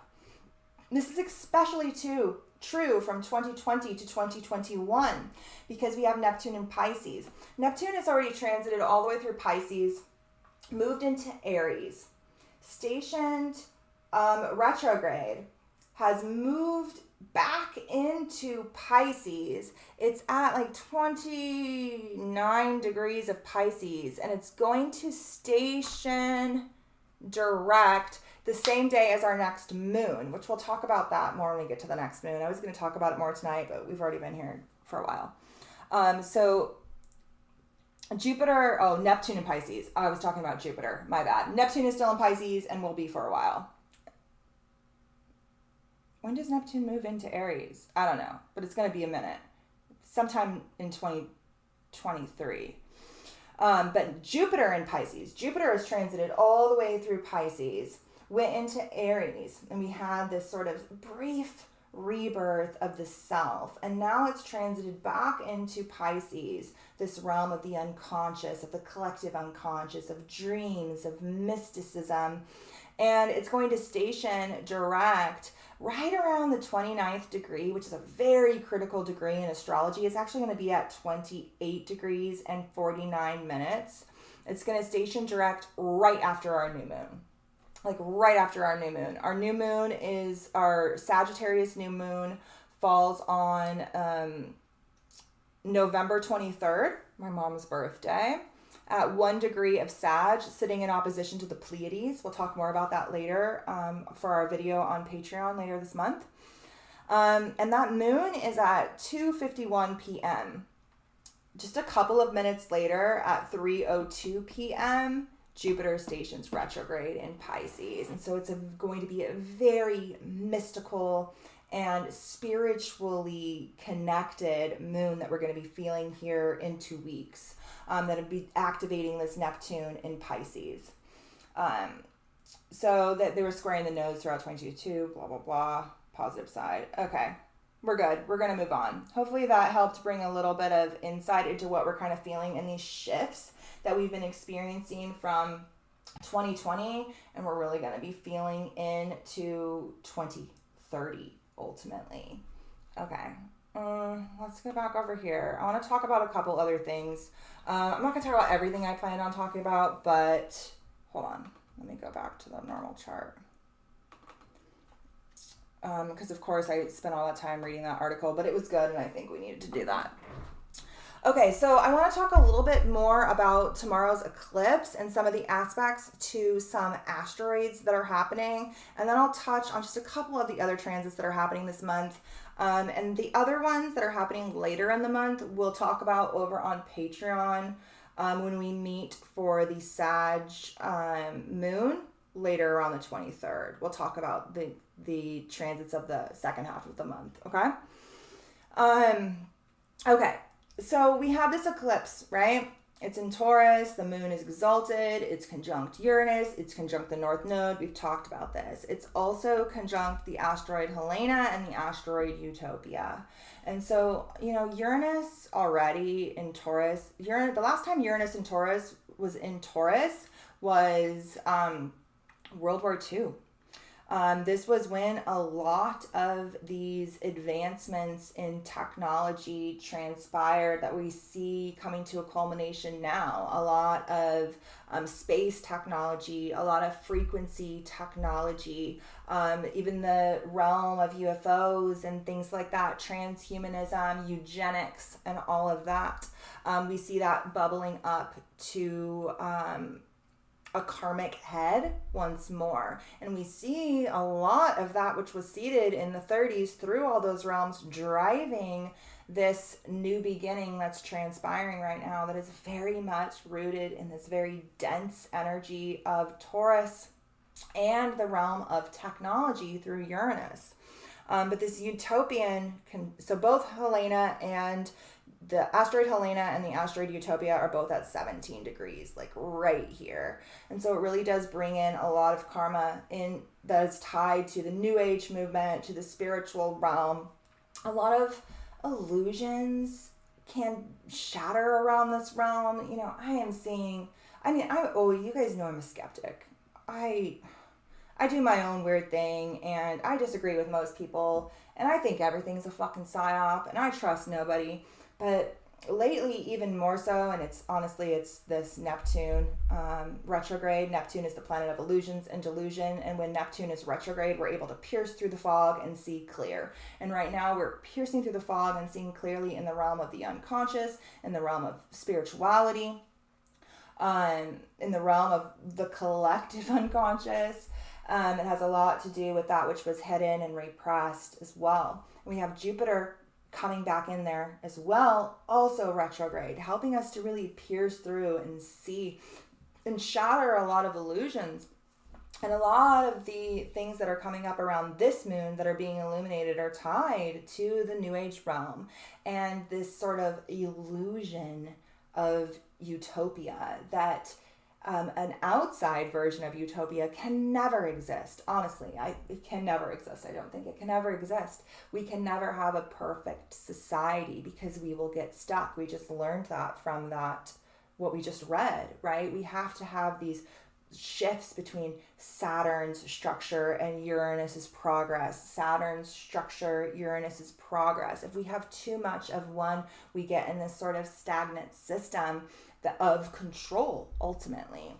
And the utopian ideas are often what drive this, but it's often utopian ideas that have a class system, a hierarchy, a sort of divide between classes of wealth or whatever it may be, right? And so these are some of the archetypes that are coming through this moon and are driving the energy of tomorrow's election here in America and that which will transpire after and into December, which I just think is going to be an ultimate shit show. I really think tomorrow is going to be just a total fucking shit show. So sitting opposite this moon, conjunct the sun, we already talked about the asteroid Alexandria, but we also have the asteroid Washingtonia, which is Washington, conjunct Venus. So Venus is a lot to do with relationships, interactions, contracts, engagements with others. In Scorpio, it has a lot to do with like multinational connections, has a lot to do with money and finance and banks, but it will be conjunct Washington. It's not shocking to think that Washington is going to be a focus tomorrow during this eclipse. It is an election here in America, but it's exactly conjunct Venus. The asteroid Alice is exactly conjunct Alexandria and very close to the south node. So you know how I talked earlier about how we're diving into the realm of the mysteries to access this lost ancient sacred knowledge through this internal transformation of the self, this sort of phoenix alchemization of our shadow into our higher self, right? Well, Alice is here. Alice is a modern archetype for Persephone. This sort of female part of our psyche that travels down to the underworld to have a sort of mystical experience and come back out forever changed after accessing some sort of mystic truth in this very weird wonderland mirror realm of your own psyche and unconscious mind, right? So Alice is conjunct the South Node, the past, all of our karmic debris, all of our wisdom, all of our initiations tied to this past incarnation, all past incarnations, and that asteroid Alexandria, that lost ancient sacred knowledge and wisdom that we can obtain if we are willing to alchemize these parts of our psyche. And Alice is here as well. She is that feminine part of our psyche that is on this ultimate quest, right? We also have the asteroid Amor conjunct Venus. So Amor means love. In mythology, he is Cupid or Eros. He is the lover of Psyche, which is over here, has a lot to do with passions, has a lot to do with union and love. And that energy is also very much coming through this time. Venus is here as well. Okay, so these are all very strongly aspecting this moon, either through conjunction or opposition. Those that are in opposition, so Amor, the planet, the archetype of like love and passion. Alice, that sort of traversing the wonderland in order to understand ourselves and our reality on a deeper level. And then also Alexandria, the unlocking of this ancient wisdom. These are sitting in opposition to this moon, and so they're seeking integration, right? And then that Helena and Utopia are kind of a driving force for whatever will be manifesting on a collective stage around this time. We talked earlier about how it's sitting in a square to Saturn. There's nothing over here to fill out that T-square. I always like to fill that out. We got nothing over here. But we do have a couple of asteroids that are trining this moon. So we have a grand Earth trine between the moon, Uranus, the North Node, trining Medusa here in Capricorn. Medusa, we've talked about her mythology extensively over on Patreon. I'm not going to get too deep into it now, but she ultimately represents this deep core feminine wound that needs to be alchemized in order to come into union. Her mythology and the mythology of Andromeda are innately connected, and it is her pain and her trauma that is ultimately alchemized and then used to save Andromeda from a similar fate, allowing her to then live happily ever after with her divine partner. And so it speaks to the alchemization of deep feminine core wounds, seeing as though she's here in Capricorn, the sign of capitalism, of the system, of the hierarchy. We can see that that is where this is manifesting. The wounds of the feminine that have been caused by the system are very much coming up around this time. So we have Medusa over here, and then sitting in a trine to this moon over here, in Virgo, making a grand Earth trine is the asteroid Ceres, which is the Earth Mother, connected to fertility and the land, which is something that Taurus also governs, and also the asteroid Osiris. And so I wrote here, these are all working harmoniously with this moon. They're in a grand Earth trine. They're lending beneficial archetypal aid, and their energies are flowing together, right? And I wrote here that these archetypes funnel into this lunation the energy of death and rebirth because of Osiris and his mythology, a connection to the underworld from him as well, the need to heal these feminine wounds represented by Medusa, And the return of the mother, the return to the mother after a period of profound transformation, represented by Ceres. Ceres is Demeter. Demeter's right over here too. She is the mother of Persephone, which is very similar to Alice. Their stories are very similar. The need to go into the underworld to reclaim these aspects of themselves, coming back up reborn and reuniting with the Divine Mother once again. Right? And so I wrote here, this is an energy of death, rebirth, transformation, the underworld, the healing of feminine wounds, and the returning to the mother within after a period of profound transformation. Okay, let me see if there's anything else I wanted to say here. Okay, yeah. We also have a grand water trine happening with some pretty interesting placements that I want to kind of point out that is deeply psychic, deeply rooted in the realm of spirituality, and also the ability to transmute and break through and see and alchemize deeply repressed parts of our psyche. And so we have this grand water trine being made between Black Moon Lilith here in Cancer. So Black Moon Lilith is the apogee of the moon. She represents the farthest point in the moon's orbit, the most repressed parts of our psyche. She is currently in Cancer, which literally represents our traumas, our early life programming, the wounding of our mother or our subconscious mind. And she's sitting in a trine with Neptune and Jupiter in Pisces, which is the realm of the unconscious, of the archetypes, of mysticism, of spirituality. Both Neptune and Jupiter are rulers of Pisces.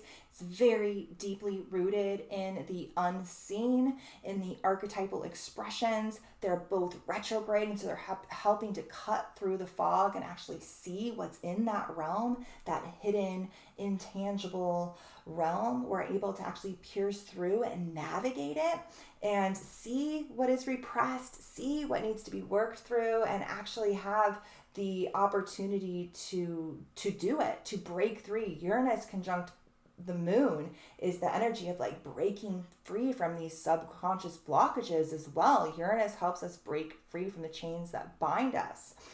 Okay, so Black Moon Lilith at 23 degrees of Cancer, very much focused on the repressed traumas rooted in our early life and how they manifest in our modern life and our home dynamic.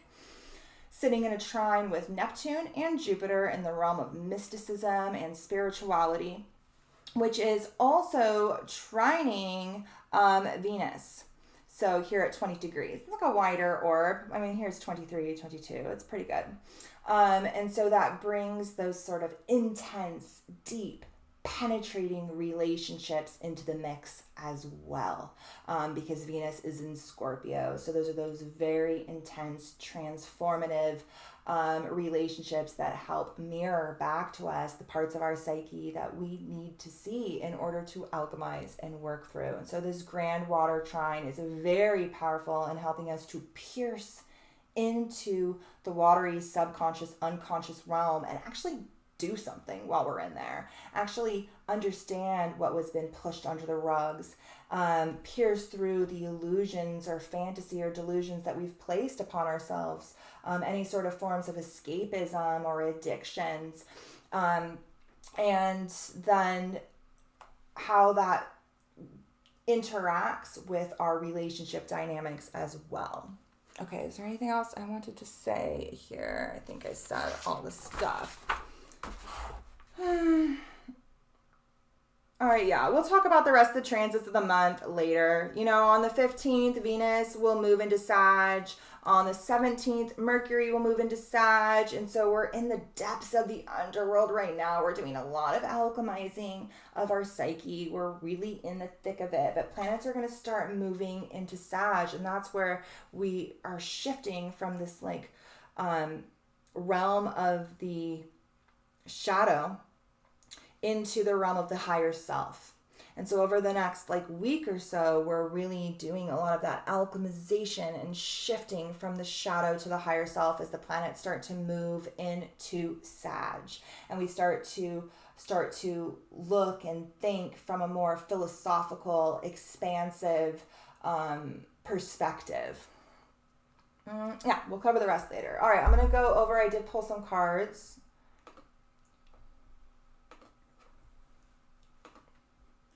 To kind of get a little bit deeper look at the energy of, yeah, we'll talk about the rest of that later. Okay, so I pulled a couple of cards. I pulled an archetype card for the month of November, and that's the shadow card that came out. And then I pulled an archetype card for the eclipse itself, and the card that came out is the ocean, which makes a lot of sense with all of that scorpionic energy, that water trine we just talked about right now. Even these circles speak very much kind of like to an eclipse too, right? And then I pulled a card from the other deck to see like how we can best navigate this month, and that's the one in the middle. So I'll go ahead and read these. I wonder what spells my enemies are going to try and throw at me with this. I hope nobody's casting spells on you, but maybe casting some sort of, where are the books that oh, here they are. Maybe try casting some sort of protection beforehand. Dion Fortune has a really good book on psychic self-defense that you might want to check out. That might be good. If you're a Patreon member, I have a PDF of that book, Psychic Self-Defense, available in the Discord. That might be something fun to, dive into during this time. Oh, wrong book. We're going to start with this one. Okay, so the shadow archetype is where we're kind of at right now throughout Scorpio season. We're then really going to be stepping into this ocean archetype tomorrow. We're going to be feeling this one all month, right? This deck is broken up into different sections, right? We have some cards for the archetypal selves. We have some cards for archetypal places. We have some cards for archetypal tools. And what we have here is one of the selves and one of the places. And so I look at this as like we're working through the shadow self in the realm of the ocean, in the realm of the unconscious, in the realm of mysticism and spirituality. Okay, so the shadow. And this is the energy we're going to be feeling kind of for the whole month. The shadow, the unspeakable, the unwelcomed, the denied. Although every card in the archetypes deck has a shadow potential, this card asks us to delve into the qualities of the shadow itself. We often think that the shadow can be purified, illuminated, and made right through effort and achievement. However, it is typically the case that our lofty pursuits of ascension and perfection is the very source of shadow material itself. By rejecting parts of ourselves and the world, we began to separate from the whole. Rather than getting to know the qualities and content of our shadow, we busy ourselves with avoiding its presence. This is denial. When this card appears, it is time to take inventory of those things you've been denying. When the mind responds with no, anything but that, you are touching shadow. Find support for this deep inner work and move towards the shadow with patience and compassion. Contemplate the following scientific observation. The closer an object, a person, place, or community is to the light, the longer the shadow it casts. In the shadow of the gods are the very gods themselves. Reflect on this statement by James Hillman in A Blue Fire.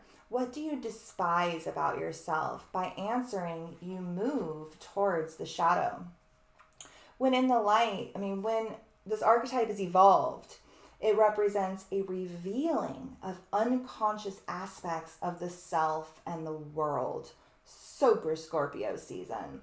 When this archetype is manifesting as its lower octave, it represents a denying of unconscious aspects of the self and the world. And it says to go deeper, you can read Owning Your Shadow by R. Johnson. This is really manifesting for me right now, this whole thing with my cat is really digging up a lot of like trauma, repressed trauma tied to like my years in active addiction. I know a lot of you Patreon members know this. I am a recovered addict. I'm actually a recovered heroin addict. And yeah, I didn't really realize how I haven't really kind of like processed a lot of that. I had like a really big awakening moment, and then, moved into this period of sobriety, and I kind of didn't really look back. When I look back on that time, I look back on it as like a completely different lifetime. It doesn't even feel like the same person. But having to, literally inject my cat every day now with a needle has really been bringing a lot of things up, I did it today for the first time, and it was the most anxiety-ridden moment I've experienced in a long time. And it's not because, like, it's making me want to, like, do drugs or anything. It's, like, the exact opposite of that.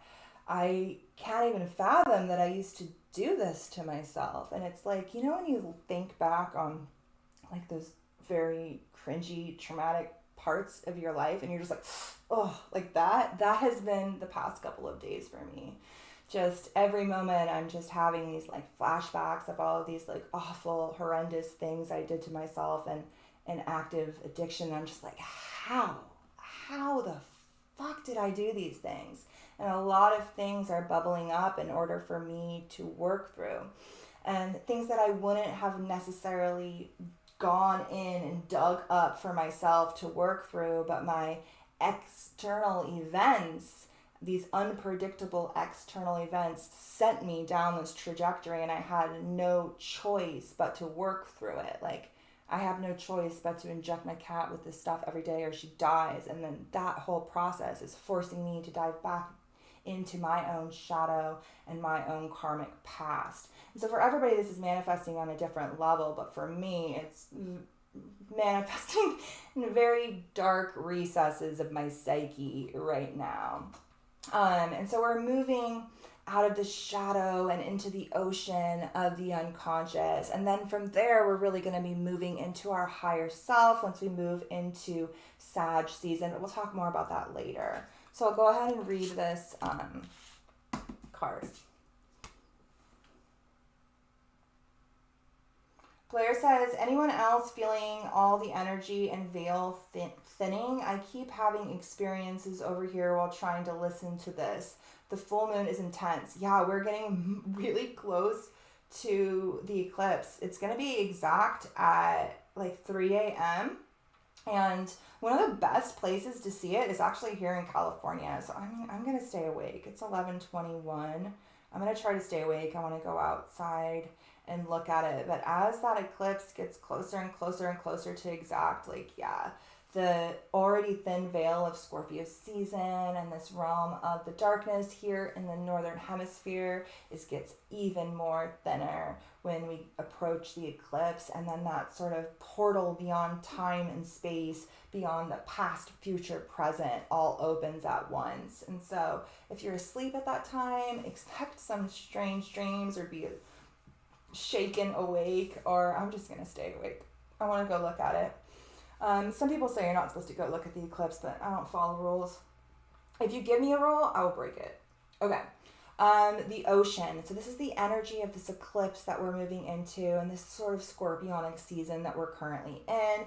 It also speaks very heavily to both Neptune and Jupiter in Pisces right now as well, aspecting that grand water trine with Lilith, our repressed parts of our psyche, and Venus in Scorpio, which represents our relationships, but also like the mirroring dynamic of our relationships in order for us to see the repressed parts of our psyche transform and be reborn, ultimately. Okay, the ocean, the unconscious, the depths, the incomprehensible. The power of the ocean is unmatched. To step into its salty waters is to step into the unknown, but its sheer volume, the ocean represents the unconscious, all that is beyond our understanding. We cannot live within the ocean. We cannot claim it, manage it, or own it. It rejects our every attempt to dominate nature.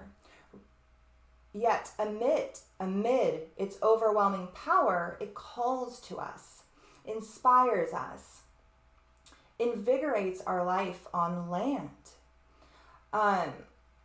And that life on land speaks very heavily to the opposition to all this Scorpio energy in Taurus, where this eclipse is. I'm going to read that sentence one more time. It rejects our every attempt to dominate nature, yet amid its overwhelming power, it calls to us, inspires us, and invigorates our life on land. It dissolves the, quote, little us into the, quote, big us, that shifting from the shadow self to the higher self. When the energy of the ocean is present, there is change stirring that is beyond any change you've known before. Absolutely at this eclipse. The ego must dissolve. The saline swells work on your very cells, your fibers, your deepest underlying benefits. Like Aphrodite, we rise from the ocean's froth, a new being. Life is change. Let the wave crash.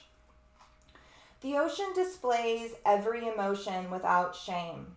To witness its glassy moonlit surface and its unforgiving storms is to know the full spectrum of the human experience. Study waves. Touch their surface. Get in the water. No matter where you live, each drop is part of the whole. The ocean is in every tear. Perhaps like going to the ocean for the eclipse. It's going to be pouring rain tomorrow. It's probably raining right now. I probably won't even be able to see the eclipse. It's probably super cloudy. But perhaps going to some sort of body of water or doing like a tea ritual or a ritual bath or something for the eclipse tomorrow might be beneficial. When this archetype is evolved, it represents the deeper than deep, big dreams and discovery. But when it's in its lower archetype, it can be subsued, drowned, polluted, and unpredictable. It says to go deeper, you can read Shakespeare's The Tempest, or Geralt's The Raft of Medusa. That sounds cool. Shakespeare isn't real. He is just Francis Bacon. That same guy that I was talking about earlier wrote New Atlantis.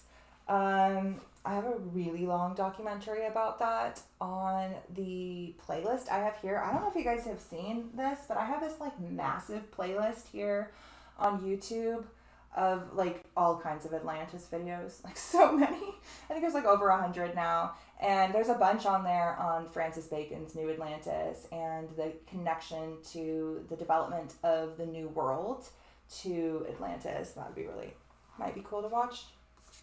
Okay, so the last card I pulled is from another deck, and it's like, okay, how do we best navigate this month of shadow and ocean, shifting into our higher self, right? And the card that came out was Celestial of Dimensional, Original Wakefulness. So this deck is super cool. I love this deck. It's broken up into all these different elements, right? It has air, water, earth, fire, the celestial realm, the dimensional realm, and the shadow realm. And each card is a mixture of two of the realms. And so this is a mixture of the celestial realm and the dimensional realm. So it's very rooted very much in the higher realms, right? So it says here, as the celestial realms ascend into the dimensional expanse, the essential nature of consciousness recognizes itself. Meditation, awareness, attention, honesty, knowing myself, and unfettering myself from the confusion of the appearance of experience. This card reminds me that where attention goes, energy flows. Thus, I choose that to which I attend wisely. Beneath, between, and behind it all is this to which I cannot reach. For it is what I am. All is uncertain except this which I cannot know. Only be. To be simply aware is to be as pure as a newborn. To be aware of awareness is to love oneself and all that arises. Oh, that speaks so much to the shadow, right? Inquiry. Am I honoring myself? Am I living true to myself? Am I giving my values the attention they deserve? That is literally the best question you can ask yourself at a Taurus eclipse. Taurus has to do with values. It has to do with self-worth. It has to do with honoring yourself. And so this is the question everybody should ask themselves at the moment of this eclipse and throughout this month. Am I honoring myself? Am I living true to myself? That's Uranus. That's your authenticity. That's your individuality. Am I honoring myself? Am I living true to myself and giving my values the attention that they deserve? All right, guys, thank you so much for being here with me. We will meet later this month again to discuss the Sag eclipse that falls on the 23rd. We'll meet a couple of days. My lips are so chapped. Oh my gosh. We will meet a couple of days before that. I'm not sure when. And I think I'm going to do a B&B this month too and dive back into that book, but I'm not sure when. If you are one of my clients this month, I swear I will email you back in the next couple of days and we will schedule your sessions. If you are waiting for me to reply to an email or a DM, I will try to do that too. I'm so far behind on everything. Oh my gosh. So I'm going to be working on playing catch up over the coming days. Bear with me. I haven't forgot about anybody or anything. Just know that it's like sitting here on my shoulders. And the anxiety is here and it won't leave until I do all the things I'm supposed to do. So I will get to all of you, I promise. I'm all booked for November. I have some client sessions scheduled for December already. I'm going to have very limited spaces in December because of the holidays. So if you want to book a session, I would book now. I am planning on taking all of Pisces season off because I need a break. So I'm not going to have any sessions from like late January in through to February because I need a breather. So I'm going to have very limited spaces in both December and January. So I would book now if you want one of those spaces. Otherwise, it won't be until the spring. I'm probably not going to come back until the equinox. So that I can, catch my breath and catch up on work and do all of the other things that I need to do. So yeah, if you want to book a session, there are links down below. If you want to join Patreon, there's a link down below. You guys know it's a sliding scale, so you can pay as little as you want, whatever you can afford. You can pay as little as like $3 a month and still have access to all the videos. All the videos are unlocked for everybody. It's just like you pay whatever you want. And yeah, so we have another video this month and then we'll meet next month. Thank you guys for bearing with me. Sorry we didn't have all the videos this month, but I think I fit some stuff in here.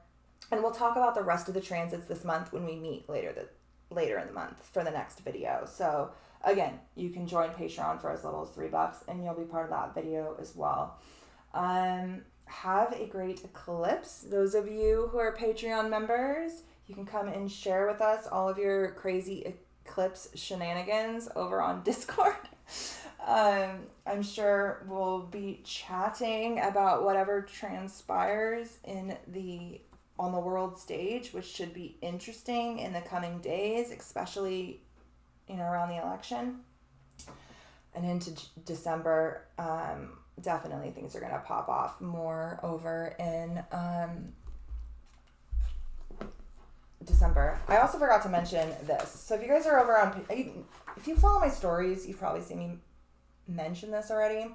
Or if you, oh, Squiddy, you look so cute. Or if you are a Patreon member and you follow along with all my Discord rants, I'm sure you saw me post something about this. People are calling it the crazy eights. And so on the 8th, tomorrow's the 8th, the election's on the 8th, and that eclipse is on the 8th of November. The 8th of all of the past months have had really significant events happen on them. You guys know, I dove very deep into the symbolism of 8 and how it's tied to, the right to rule and the elites and all of the stuff in my Lionsgate video. If you have not seen my Lionsgate video, highly recommend watching that. It's here on YouTube. But I dove all into 8s and the rituals and stuff that they have tied to 8s. Well, the past 1, 2, 3, 4, and then this month, 5. The past 5 months have had really significant world events happening on the 8th of the month. So on July 8th, Shinzo Abe was assassinated. On August 8th, which was the Lion's Gate, and I had been tying the Lion's Gate to Trump for years. For like 3 years, I had been tying it to him. And then on August 8th of this year, Mar-a-Lago and Trump were raided by the FBI. On September 8th, the Queen died. On October 8th, the bridge connecting Crimea to Russia was blown up and collapsed. And Russia's really pissed about that. And then on November 8th, tomorrow, is the election and the blood moon eclipse. I assume there will be big world events. They seem to be tying things to the 8 days. I don't know what that's about. This is the first year I've noticed that. Obviously, I've tied the Lionsgate event to so much fuckery in the realm of the elites. But it seems like this year they're really harnessing that 8 date for so many key events. So I guess we can keep an eye out for November 8th tomorrow, December 8th, all of the different 8s. It seems to be their jam. But yeah, should be fun. All right, guys, stay safe. Have a nice eclipse. You don't really got to do anything big. Eclipses, they're fated, destined redirections. See where you're being guided. Go where you're being guided. Pay attention to what you're being shown. The kind of karmic debris being dredged up. The new beginnings that are falling in your path for you to, step into. There's that Uranus energy and that Taurus, North Node energy. I don't recommend doing any manifesting at all during eclipses. Not because it's too chaotic, which is what a lot of people say. Don't manifest during eclipse because it's too chaotic and unpredictable. That's not why I say don't manifest during eclipse. I say don't manifest during eclipse because it's the one time during the year we're supposed to get out of our will and our ego. We're constantly throughout the year manifesting, exerting our will. What do we want? What do we want to bring in? Me, what I want, what I think I want for myself. And when eclipses come around, it doesn't really fucking matter what you want. It's what is meant for you, what it is you're supposed to do. And so eclipses really shake things up to get rid of all the things that we think we want in order to give us what we are supposed to have. And so if we get in the way too much, exerting our will, the universe is like, you ain't learning a lesson. I'm just going to bring a bunch of chaos to your existence so that maybe you'll break down to rock bottom and then you'll be willing to let go of your ego in favor of your fate and your destiny. Because sometimes what we want for ourselves isn't even remotely where we are supposed to be. We have these sort of egoic identities, these very strong wills that think they know what they want, right? And it often gets in the way. And so Eclipses are where you're just supposed to pay attention. Pay attention to where it is you're being guided, where it is you're being nudged, what it is you're being shown. Take notes. Pay attention to the cues, because fate, destiny, the past, the future, like your future self, your past self, and your present self are all merging as one. The time-space continuum like doesn't really exist during eclipses. Like it just doesn't exist. Like shit gets weird. Timelines merge. Things come up from the past. Things funnel in from the future. We don't even really understand where it's coming from, but it's coming from these timelines and these future selves, right? Asking us to make decisions here in the present to push us on the trajectory that we're supposed to be in the future, right? So, you know, that Saturn square is very much asking us to learn harsh lessons through harsh confrontations with reality that revolve around boundaries and structure and authority and duty and hard work and karma. And so we won't get out of this without some of that. You know, we have this sort of opposition between the sun and moon at this eclipse, but we have that square to Saturn. And so that is the point that is seeking balance between these two. It's the apex. It's requiring action. It's requiring action in order to come into balance. We have to shift.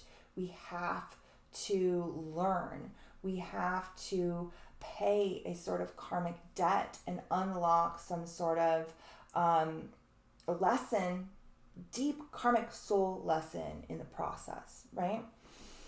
Okay, I think I'm done rambling. I'll see you guys next week I think next week I'll do the B&B. Next week we'll dive back into that book and here on YouTube. And then the week after, we'll meet for the Sag moon. We'll talk about the Pleiades and probably Ophiuchus too, because it's aligning with one of the first stars in Ophiuchus. So I don't know, we'll go some places. But thanks, guys, and